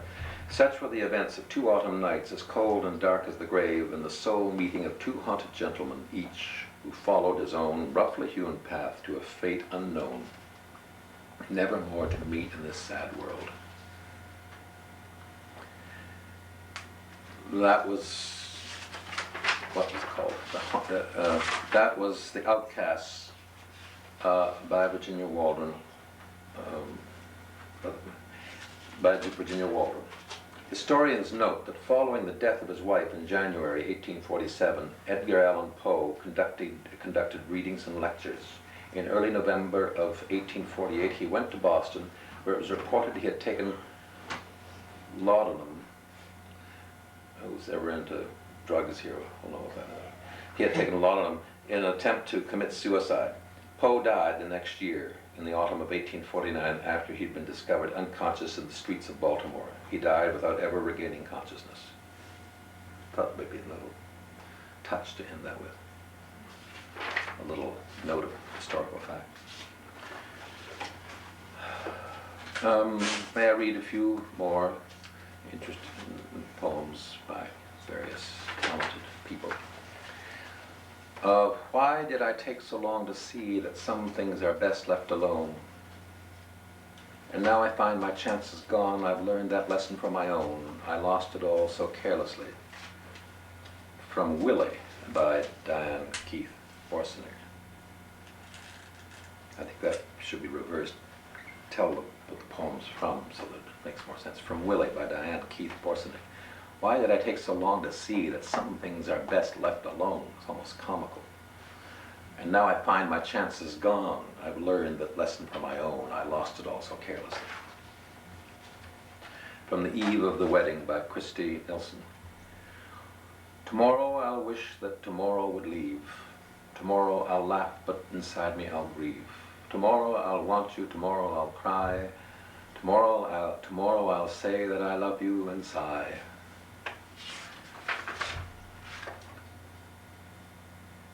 In this New England Arctic of dread, even tears freeze before they are shed. Hear my challenge, Silverian Hall, cool as marble, I'll outlive you all. From Cold by Megan Powell, nibbling the world of dark shadows. Newest stone catches last sunlight, shadow play upon carved words. And now,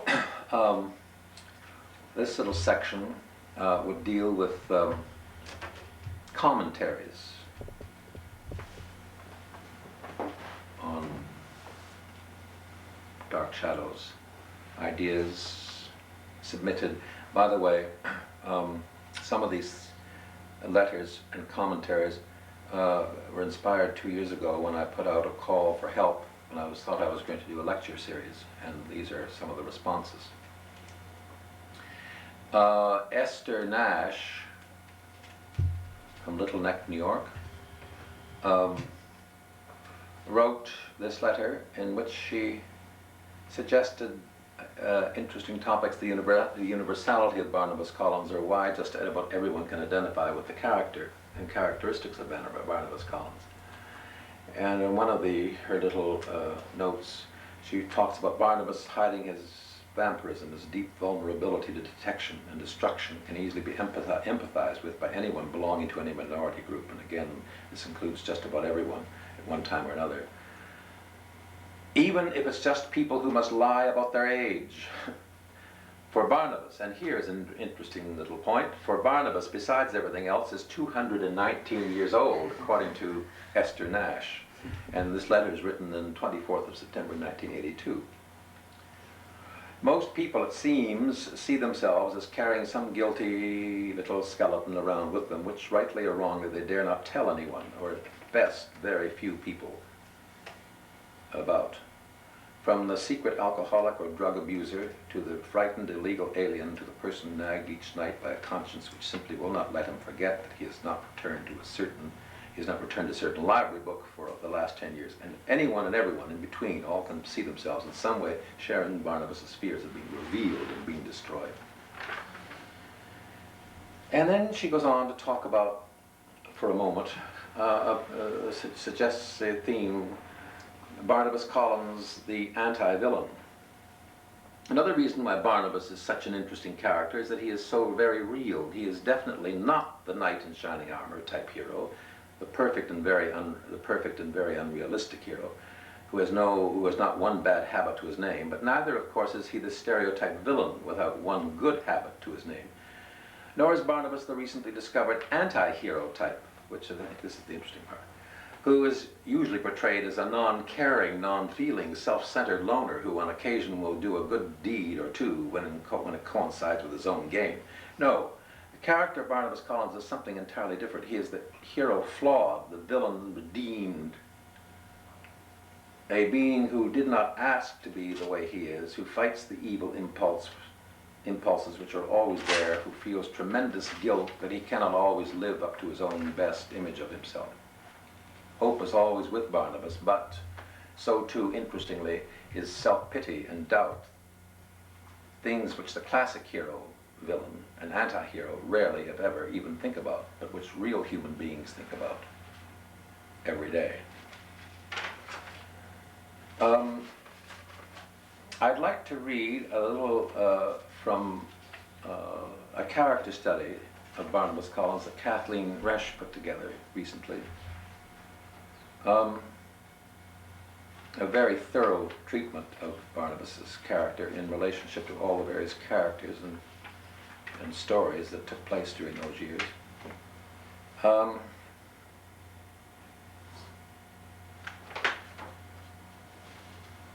Well, let me talk about Kathleen Resch's summing up of his relationship with Victoria Winters. Mind you, this is all within the context of the story. It's her point of view. And I'd like to contrast it in a moment with an interview with Ron Sproat, dealing with the beginnings of Barnabas. This is the beginnings of Barnabas in terms of the story as it developed, as it was received out there in Fantasyland. Victoria Winters, the orphan, unlike Maggie, she has no past. She has an intense interest in history and the Collins family. Later in 1967, after his failure to remake Maggie into Josette, he will decide that Victoria is the perfect candidate. Learning from his mistakes with Maggie, he goes on about it in a more subtle way. It's the first news I ever had of this, and it was recently reading this. I never thought of it when I was actually doing it because we didn't know where all this was going from day to day. However, this is an insight that Kathleen Resch has had in watching the show. Learning from his mistakes with Maggie, he goes about it in a more subtle way. He gives her gifts, he discusses her interests since they coincide with his own, the past. She needs a sense of history, a father figure. He needs someone innocent and pliable. She's a much better choice than Maggie, but by this time he has learned not only more subtly, but also the beginnings of the reawakening of his own conscience. He goes to her several times at night in her bedroom to bite her, but he refuses each time, tearing himself away from temptation because her innocence has touched and awakened something in him. At this time also, because of Dr. Hoffman, he can once again dream of the future as a mortal man, and dream of living an ordinary life with an ordinary wife. With Vicky, he plays the waiting game, trying to make her care for him, though not above plotting to get rid of her romantic interest, Bert Devlin, and later Jeff Clark. Those thoughts are interesting when you contrast them to an interview conducted by Richard Levantino with Ron Sproat in such and such a year. And I would like to just read this much of that interview. The last time we spoke, this is the interviewer, the last time we spoke, you told many interesting stories about how you thought of certain things for the characters to do, how certain characters like Angelique were brought on the show. Could you elaborate on this? Ron, Angelique happened the way most of the characters and situations on Dark Shadows happened in the early days, just sort of evolved. The show at the beginning wasn't really about the supernatural. That was something that just hadn't been done. The show was originally a series with a gothic background, a sort of mysterious atmosphere which didn't involve ghosts or the supernatural during the first 13 weeks. But after it got going, there was some footage of ghosts. Catherine Lee Scott put a stocking over her face or something and ran around some pillars. They did some location footage, apparently just for fun, before the show started. We decided to include it in the story. So she was the first ghost to really appear. Was that ghost Josette? Yes, we didn't quite know who Josette was. We just knew that there was a resident ghost, that's all. When Angelique came along, we decided that Barnabas had to have a past, and somehow this ghost we'd introduced had something to do with it, since we had the footage. Angelique evolved because we wanted to show how he became a... Angelique evolved simply because we wanted to show how he became a vampire. Did anyone, Richard, did any one writer, or did all three work on bringing the character of Angelique into it? Oh, sure, we all did. The story in the present, Barnabas going after Vicky, only had so much mileage. But then the character of Barnabas had tipped the scales. It was Barnabas' story that caught on, so we wanted to keep it going. The logical step with him was to go back into the past and show how he got to the way he was, and what happened to him back there, and why he had been stashed away for so many years until Willie discovered him. So that's when we came up with the Barnabas Angelique story. Richard, when Barnabas first came on, he went to the old house and saw the portrait of Josette. Did the writers have any idea that Barnabas was linked with Josette at that time? No, we didn't sit down and figure it out from the very beginning. We were all surprised by the fact that Barnabas' story caught on as well as it did. The whole story of Josette came up because Barnabas was telling a story to Vicky one dark and stormy night that was supposed to frighten her. We remembered that we had the footage of the ghost running around and decided that was the ghost. Somebody who had leapt to her death because she was frightened of Barnabas. We named her Josette. We didn't know who she was, just someone who had gotten somehow involved with Barnabas, who had found out he was a vampire and jumped off Widow's Hill. Then we started inventing from there. I'd also like to read a commentary along these same lines written by Ann Wilson, entitled Early Barnabas. Although the first glimpse of Barnabas Collins is of his hand reaching from the coffin, his character and history begin to emerge 2 episodes later, most strongly during the first visit to the old house. There he finds David, who tells him he is accustomed to playing there and to talking to the ghost of Josette. Barnabas reacts to the idea of a ghost rather than to the mention of Josette because the depth of his relationship with her is yet to be established, just as he is not transfixed upon meeting Maggie by her resemblance to Josette because Catherine Lee Scott's identity as Josette is yet to be revealed. David says that he can feel Josette's presence very strongly. He believes she is a protective ghost. David senses Barnabas' sadness and sense of loss. This loss is understood by both to be loss of the sunrise, reinforcing Barnabas' identity as a vampire which is unable to exist in daylight. Only later will his loss of Josette be perceived as crucial to his character as well as to the story itself. After David leaves Barnabas, alone for the first time, is able to reveal his emotion at returning to the home he left tragically so long ago. The impact of the words is matched by Frid's delivery as he speaks to the portrait of Josette, giving the viewer a tantalizing hint of the story to come. And he quotes, "I was a Collins." This is what he's looking at the portrait. "Why didn't you protect me? Where were you when I turned into something that even my own father loathed? If his ghost is here with yours, tell him I've come home. I claim this house as mine, and whatever power you or he may have is ended. I am free now and alive. The chains with which she bound me are broken, and I've returned to live the life I never had, whatever that may turn out to be." And just one little added thing to this section. Another commentary by Tamar Lindsay from Meadowbrook Drive, East Windsor, New Jersey. "Hi, it seems to me that the single really unique element in the Barnabas Collins story is that he was cured. Historically, Varney the vampire and others felt some guilt. Varney committed suicide at the end, but in all the years, in prose, poetry, and film, only Barnabas was cured. Cure, I think, indicates true forgiveness. All the others paid the price, eventually. In this case, the public judgment was that Barnabas had suffered enough, and no doubt fan mail had some effect on the decision. He was allowed to come back to real life." Now, this section is very boring the way I've done it at this point, but it's just, I think it much cut and rearranged and thought out, but I'd like to do a commentary. People's conceptions of what this is all about. From the romantic conception that Kathleen Resch does to the analysis that the one of the writers gives, and to various people's opinions. Interesting little anecdotes on the development of characters. As in any soap opera, how the soap opera does, the workings of a soap opera, how in many ways it's really more like life than the theater, with a play with a beginning and the middle of an end. At least the soap opera has something in common with life, is that we never know where it's going to go. And as in life, you don't know when you meet somebody that's going to develop into a great thing. And so in that way, it's very lifelike. But anyway, something along that. I'd like to, in other words, get away from reading these constant poems.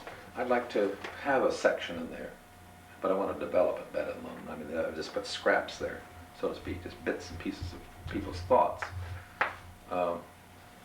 But we can talk on that later and do magic with it in 6 days.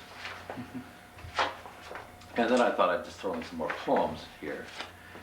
These poems I just threw in without any context. I'll just have to work more on this. Misconception has labeled me evil, fabled me to be but the craven dust of a man made bold by the manner of his desires I let go uncontrolled. Said I must be a monster since I go sabled always by the night, cold, sans sun and lovers' fires. From Let Me Tell My Story by Diana Keith Porcenick.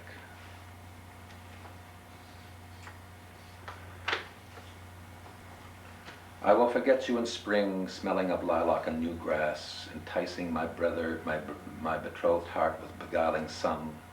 Smiles you were never more appealing than when I sent you away, and you remained defiantly, possession equated passion. Your will sucked away my soul. I will forget you, enchantress and deceiver, witch and lover, I will. from I Will Forget by Barbara Fister-Lewis, from Decades. Triad by Maria Barbosa. Beauty and Horror sponsored the curses spoken, gestured, to woo the vibrations of dark vile wings. Now time is without memory, or light or darkness without shadow history. And the darkness does not diminish this creature to ashes. A kiss will reanimate the bone that death could not distill. Eyes and the lust of blood have taught this lover that to love is to ignore time.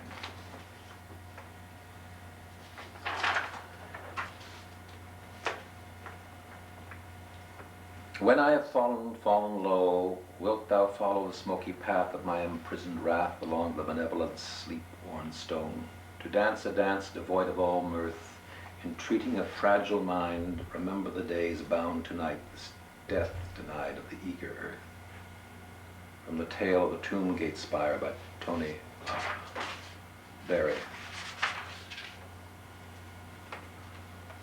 Sweet centuries live I, hunger-ridden, torn, sickened, tired, alone, icy whispers within my mind, alone, alone, alone, alone.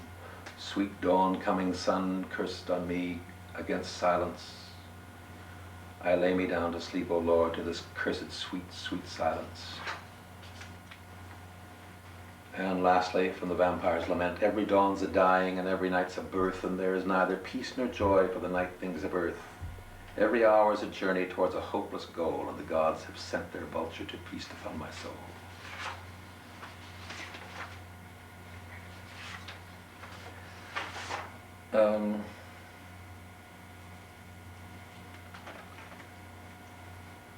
At this point, I think maybe I'll do a little humor in here. Leave it, God knows. Now, I just found this morning. I don't know where it came from, and I hadn't even seen it before. It's a poem, I suppose, of sorts. No, it isn't. It's just it's a series of questions. If J up your real name, pardon me, it's a little long misspelling it. Is J up your real name? Will DS last long? What do you do in your spare time? Do you like the people you work with? How old are you and when is your birthday? Are you married, and if so, any children? Any chance for a time change? How do you feel being on nationwide telly? Where are your plans for the future? What is your hair color and eyes? How long is your show business? How long is show business? How did you get on DS? What other shows, movies, and TV have you appeared in? Why do you wear the ring? Is DS lived or live or taped, and where? Persons whose thinking has influenced your life, your height and weight, favorite foods and hobbies. How long have you been acting, and how did you get your start? What films have you done? What sort of roles do you prefer? Brothers or sisters? Do you have any pets? What is the history of DS? How long will you be on DS? What is your favorite color? What is your religion? What type of girls do you like and admire? Have you done Shakespeare? Where born? Where do you live? How long will you be on DS? How much fan mail do you receive? What do you think of your fans? Do you read your mail? Are you satisfied with your present acting? Is your hair your own? Is there a book of DS? Do you enjoy the part B, the part of Barnabas? Are you English? Do you have an audience? Can we get tickets? Are you going off the air? Do you believe in the supernatural? How long have you been acting? Will Barnabas eventually be killed? I think I can do something with that one. Crash interview. A page from 16. Limericks. A vampire works at night. His dubious job is to bite. It's not easy, they say. Lots of girls get away, screaming their heads off in fright. A vampire stopped for a rest. He was flying with one of the best, but he was astounded. He learned he was grounded when he failed his flying test. A vampire is at loss when he is in front of a cross. A girl knew this and prevented his kiss. Then she showed him who was boss. A vampire had a bite. His uppers were rendered a sight. What could he do? For this fact is true. Most dentists won't work at night. Oh, here it is. The fan mail work party, and it's here after all. And it's from a true experience, a real experience, by Jeanette Rusky or something. Somebody she was in attendance at the studio every day for 2 or 3 years at the time we did it. Once upon a time, not very long ago, there were a lot of letters for someone we all know. He needed a lot of help, so lots of kids pitched in. On Saturday in the afternoon, the chaos did begin. We saw a ton of mail spread out on the clean floor. The building started trembling, expecting full-scale war. The strategy was mapped out and everybody ready, started diving for the mail. No one was quite ready. There was delightful madness, and one great wall of sound. With over 30 people, chaos did, confusion did, collisions did abound. And like so many dying swans, the cards and letters flew. In corners and on the once clean floor, some in the boxes too. Some were funny, some were sweet, some too hot to keep. And everyone wound up saying the alphabet in their sleep. As implied, we made it home in our own calm way. We bragged to a few envying friends and ready for the next day. The next day came, so did we. Once again, alphabet spree. Here's the A's, here are the AAs, that's the AMs. The APs go over there. Who has the pens, letters, openers, papers, clips? My chair. Thank you for my chair. Is the B pile near? The ARs aren't at this table. How did a Sally get here? Well, don't stand there reading it. Put the Sally back on the S and tell me what she said later. I've never seen such a mess. Okay, we'll take the boxes home and do it our own way, far from the noises and chaos. Please, let's do it again one day. Well, that was a bad reading of it, but that can be worked up into something quite amusing. There was a vampire named Frid. Went into his coffin, he hid. He couldn't get out and began to shout, "Will someone please oil the lid?" Each night a vampire would rise and say to our utter surprise, "It's true as they say, I'm an actor by day, it explains the bags neath as up my eyes." A vampire just tried a peck when the girl ran, he said, "Oh heck, if a lady comes near, there is no need for fear, I'm just going to nibble her neck." A vampire rising at night is surely a nerve-wracking sight. Someone saw this, we heard, didn't utter a word, but simply expired from fright. The vampire thought that he would fly over land and the sea. We heard a loud crash, he explained the smash, I just didn't see that darn tree. Which reminds me of this one back here, I think is the one about with, oh yes. Dusk, the howling of the dogs wakes me from my sleep of death. One thought burns feverish, obsessive in my mind. Tonight is the night. Bert Devlin must die. Revenge fills my thoughts as I ascend from cellar darkness. Willie waits in the drawing room, sensing my dread purpose. At last he speaks. "Barnabas, you've got a cobweb in your hair." Angrily, I tell him of the grim fate I will meet to Dr. Hoffman. He nods politely. I know what he's thinking. He thinks I'm going to foul it up again. Memory surges maddening of the times I failed, the times I forgot my victim's address, the times I got lost my way into town, the times when I was distracted by Maggie, Dr. Woodard, Delblin, Dr. Hoffman, Vicky, and David, and forgot which one I was supposed to kill. Cold, ruthless fury rises in me, goading me to purge my failures with an act of murder. David will die tonight, I cry aloud. I stride toward the door, relentless, only to stop, held back by some unseen force. Is it the voice of conscience? No, it is only my cape tangled in the clothes tree again. I turn, reaching, groping, too late as the fabric rips and the clothes tree hits the floor with a crash.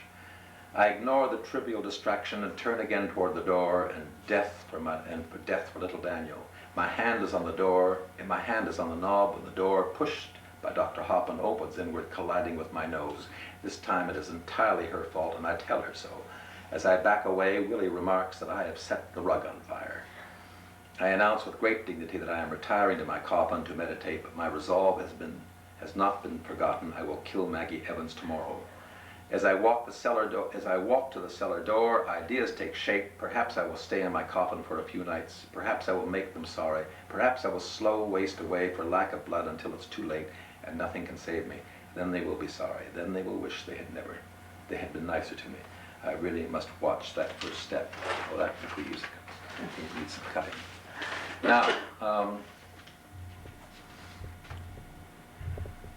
oh yes, this was another little thing I could use in moments of levity throughout, mostly in this section or when I'm looking for things.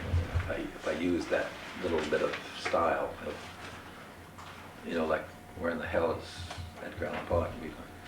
There once was a marvelous program that we all ran to see. The scariest thing on the TV. Please bring back dark shadows to me. Bring back, bring back. This is the filth songs, as they call them. A vampire lived inside his coffin, was hidden in the cemetery. He spent all his time in the hunting victims, etc., etc., etc. Now, I come back to another idea that I used in part one with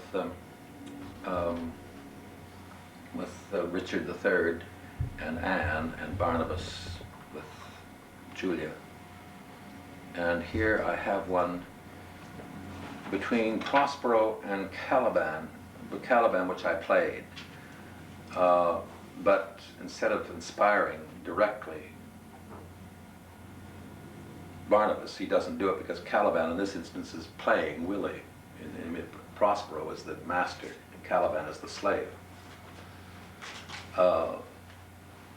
But it was a part that in some ways I've used as Barnabas, even still, but you'll see that later. But this is just playing a scene in Shakespeare against this thing I'm going to be doing in a few minutes by Carol Mashke. See if you remember from when I read the Shakespeare version.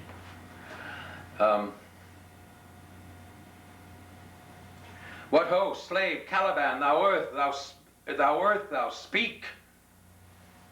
Caliban, by the way, is a monster. He's a half animal on this island alone with Prospero. Prospero has been a banished Jew. Is on this island with Caliban and Ariel, his right-hand man.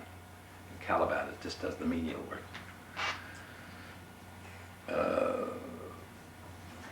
Thou earth, thou speak.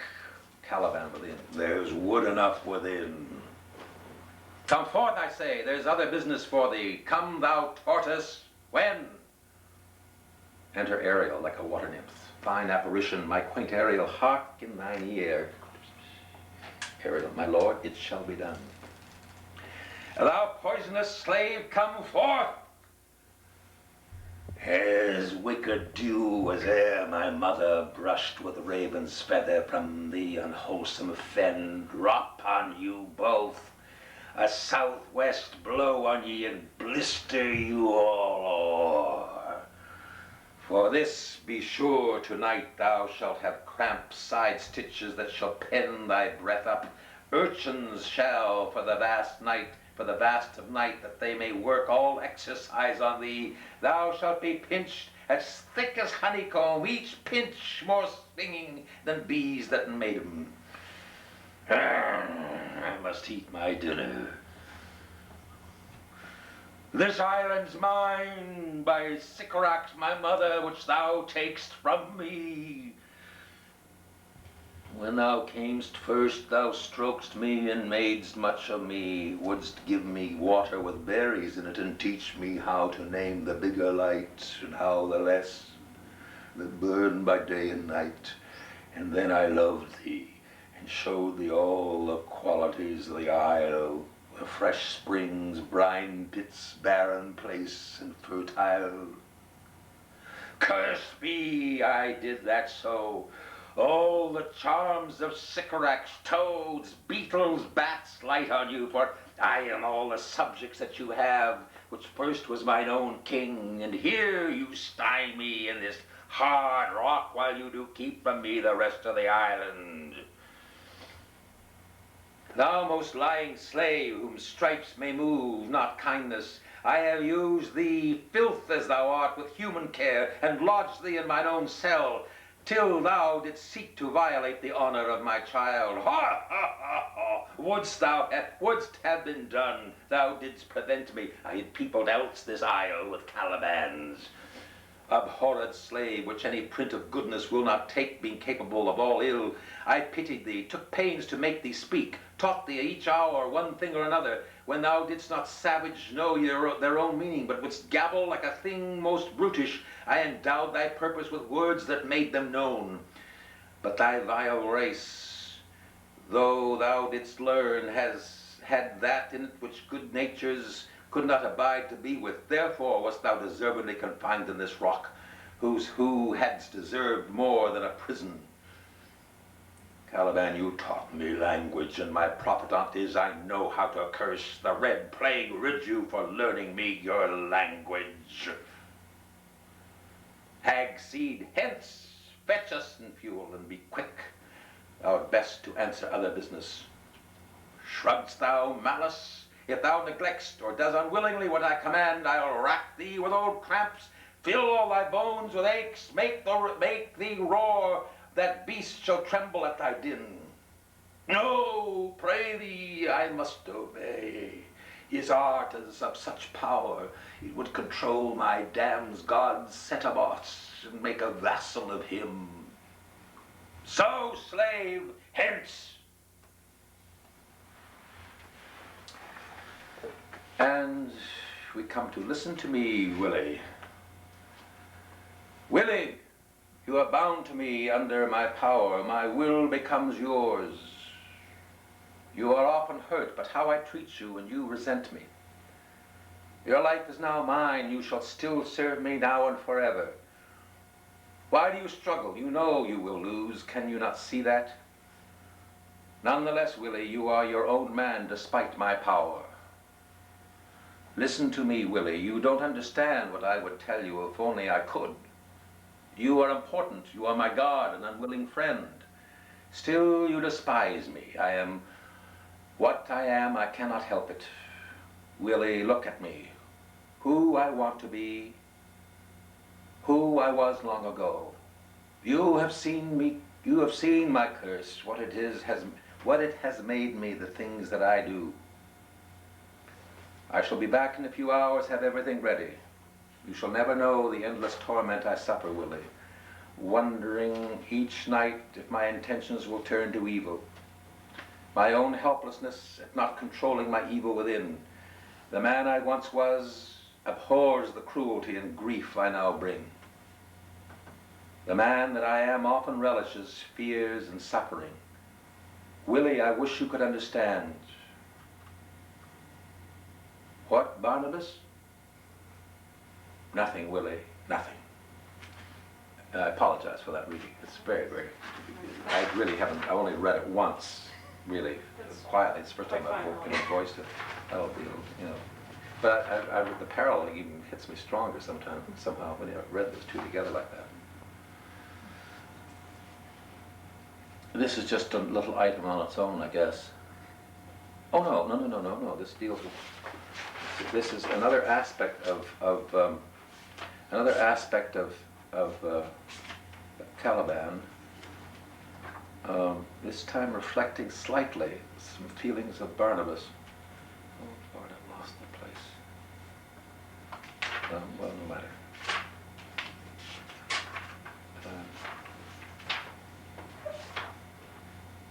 Oh yes.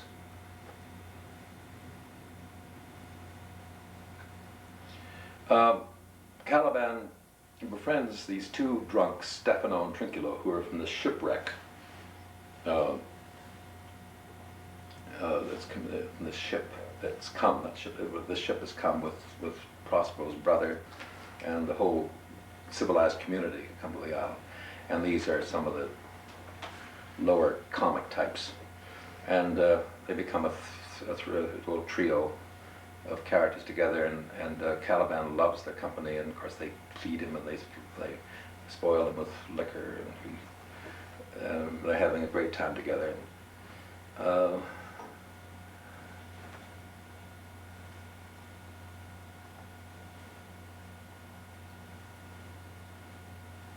Yes, Ariel plays the tune. Ariel's been sent by Prospero to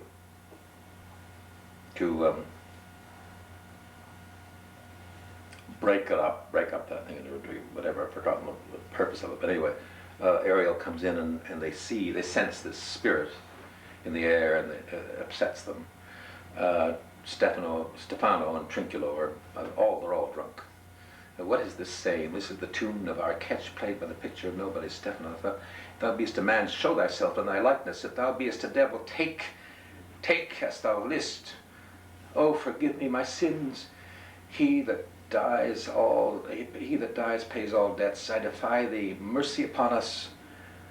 Caliban, art thou afeared, my friends? No monster, not I. Caliban, be not afeared. The isle is full of noises, sounds, and sweet airs that give delight and hurt not. Sometimes 1,000 twangling instruments will hum above mine ears, and sometimes voices that if I then had waked after a long sleep will make me sleep again, and then in dreaming the clouds methought would open and show riches ready to drop upon me, that when I wake I cried to dream again. Then I go to speech at Barnabas's. There is a room at the top of the house that looks out across the cliffs to the sea. I will go up there and I will watch. And then the sun will rise. I will stand there and I will watch the pale sky grow lighter and lighter in colors of pink and blue, and then a golden light. And I will watch it come up out of the sea. The sun. You can't, it's too dangerous. It will come reaching across the water and flood the room, and it will cover me and warm me at last. Well, we don't need Julia in there. But there's some kind of I don't know, I used to think of when I was doing this thing, I always used to remember Caliban's "Be not afeared, the isle is full of sounds and music." But some people claim that's the most beautiful passage in all of Shakespeare, if it's done right. It really is lovely. The sounds of the words, they all. But it has a sort of, people see Caliban as representing some symbol of the black races and all of the Aborigines breaking through, struggling as the human race did originally, struggle through out of its caves and reach through the centuries. And Caliban represents that. He is on the verge of, he's half animal, but because when Shakespeare's writing his words, he's somewhat of a poet, to say the least. It's a difficult part to play because of that. This is something in isolation, but rather interesting, from False Words by Virginia Walden. False words are the basis for many lives and most relationships. They're lies. Or in another way, they are assumptions. Don't we all live our lives according to assumptions, a set of standards or beliefs? And if we were to discover that they were false, we would be left standing on the brink of the abyss.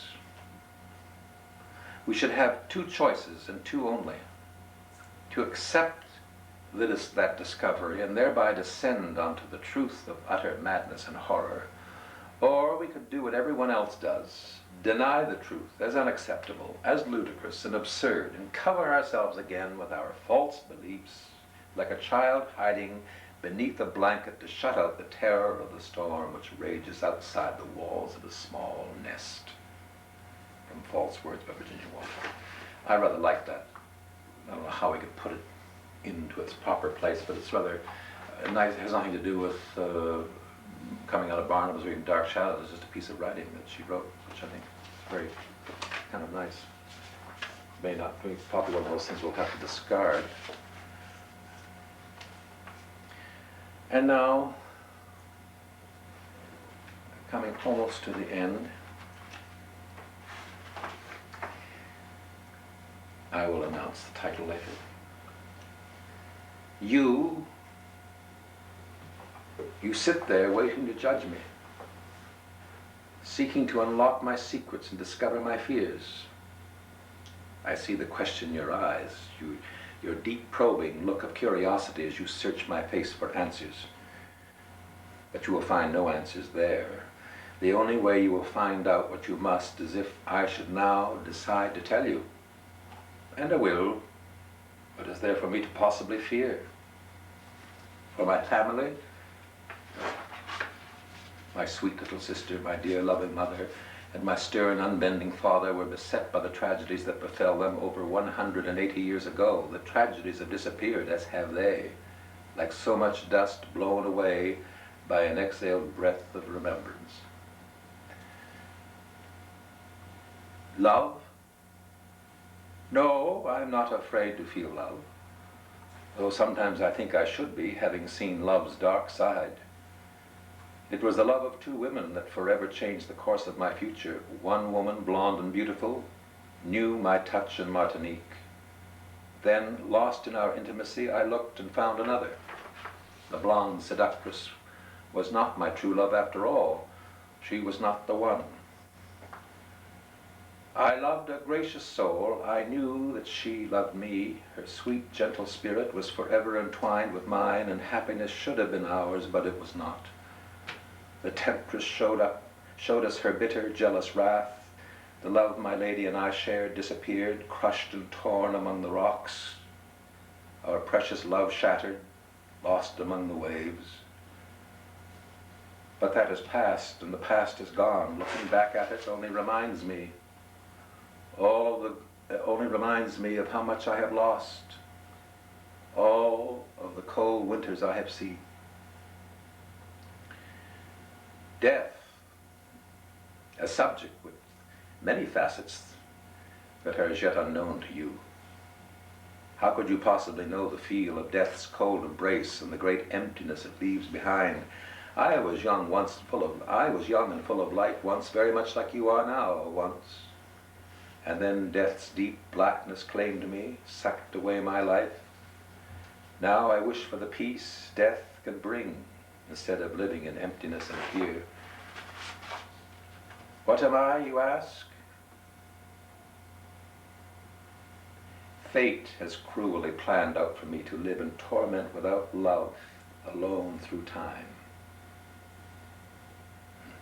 Now it is you who appears afraid of me. The warm blood of others must flow through my veins. Blood much like yours will sustain me. Oh, do not tremble so. I won't harm you yet. Am I evil? Perhaps I am to your young and innocent eyes, but to my bleary eyes definitions have become blurred. Black and white have changed into a somber gray, and I've found that good and evil are very often the same thing. Now the focus and concepts have become lost with the lapse of infinite time. Good is what I would like to be, but I don't know how. Do I have a soul? Yes, though you won't believe it. When I was a young man, still naive and innocent, it shone with the brilliant radiance of its own light. Now blackened beyond repair by criminal acts committed in my grief and rage, I have found it. But to what end? Tarnished, ill-used, can it be repaired? Should I even try? Try, you say to me. Life's always worthwhile, no matter what cost. My dear, you don't know of life. To exist, I live a frail half-life, cold, lonely. How can you know what a mockery my existence in this life is? Despite all my wishes, I am a vampire and not human. And I could very easily deprive you of your blood and your sweet, frail life to sustain my existence. So, helping me is not as easy as you thought, is it? Now, is it still worth it? Should your life be sacrificed for my farce of life? No. Through eternity? No, I can't go on like that. Or I can't go on like this, killing and causing pain, trying to ignore the vampire, the animal locked within me. I seek quiet peace, the lasting peace granted to those who have died and lay in eternal slumber, undisturbed by pain, an uneasy fear of not finding or knowing such a peace. I can only hope. Life. You really believe that I am afraid of living in this world? You shouldn't be absurd. Don't tell me how long I've been dead or how the past soft, faded voice has weakened. I only want to remember my lifetime of long ago, wrapped in the loving, gentle embrace of my love and family, and the man I was then. Don't show me my death or hopeless future I face now. How I'm afraid of life. One that I cannot cope with. This time is not my own, and the people are so different. I too am so very different. How could it be possible for me to fit into this new world? Before, the world was harsh and cold, but despite the grief, pain, and the fear, the tragedies that happened in the past, it was still my world. I have attacked and murdered many, too many, innocent people for mine own protection. And though I hate myself for it, I find it's impossible for me to stop. To stop inflicting pain and often death is now, a habit of mine. And though what is left of my once innocent soul cries out with great horror and fear, my evil soul relishes pain. I am forever lost. You are able to do absolutely nothing that could ever help me. I am far beyond the help of any human now living today. Thank you for your time. As much as it hurts, it was good to talk about everything once again. You were very brave to come tonight, and I thank you, as does the human soul still locked within me. And one last little item. An old Scottish prayer. From ghoulies and ghosties and long-leggedy beasties and things that go bump in the night, good Lord, deliver us. Thank you.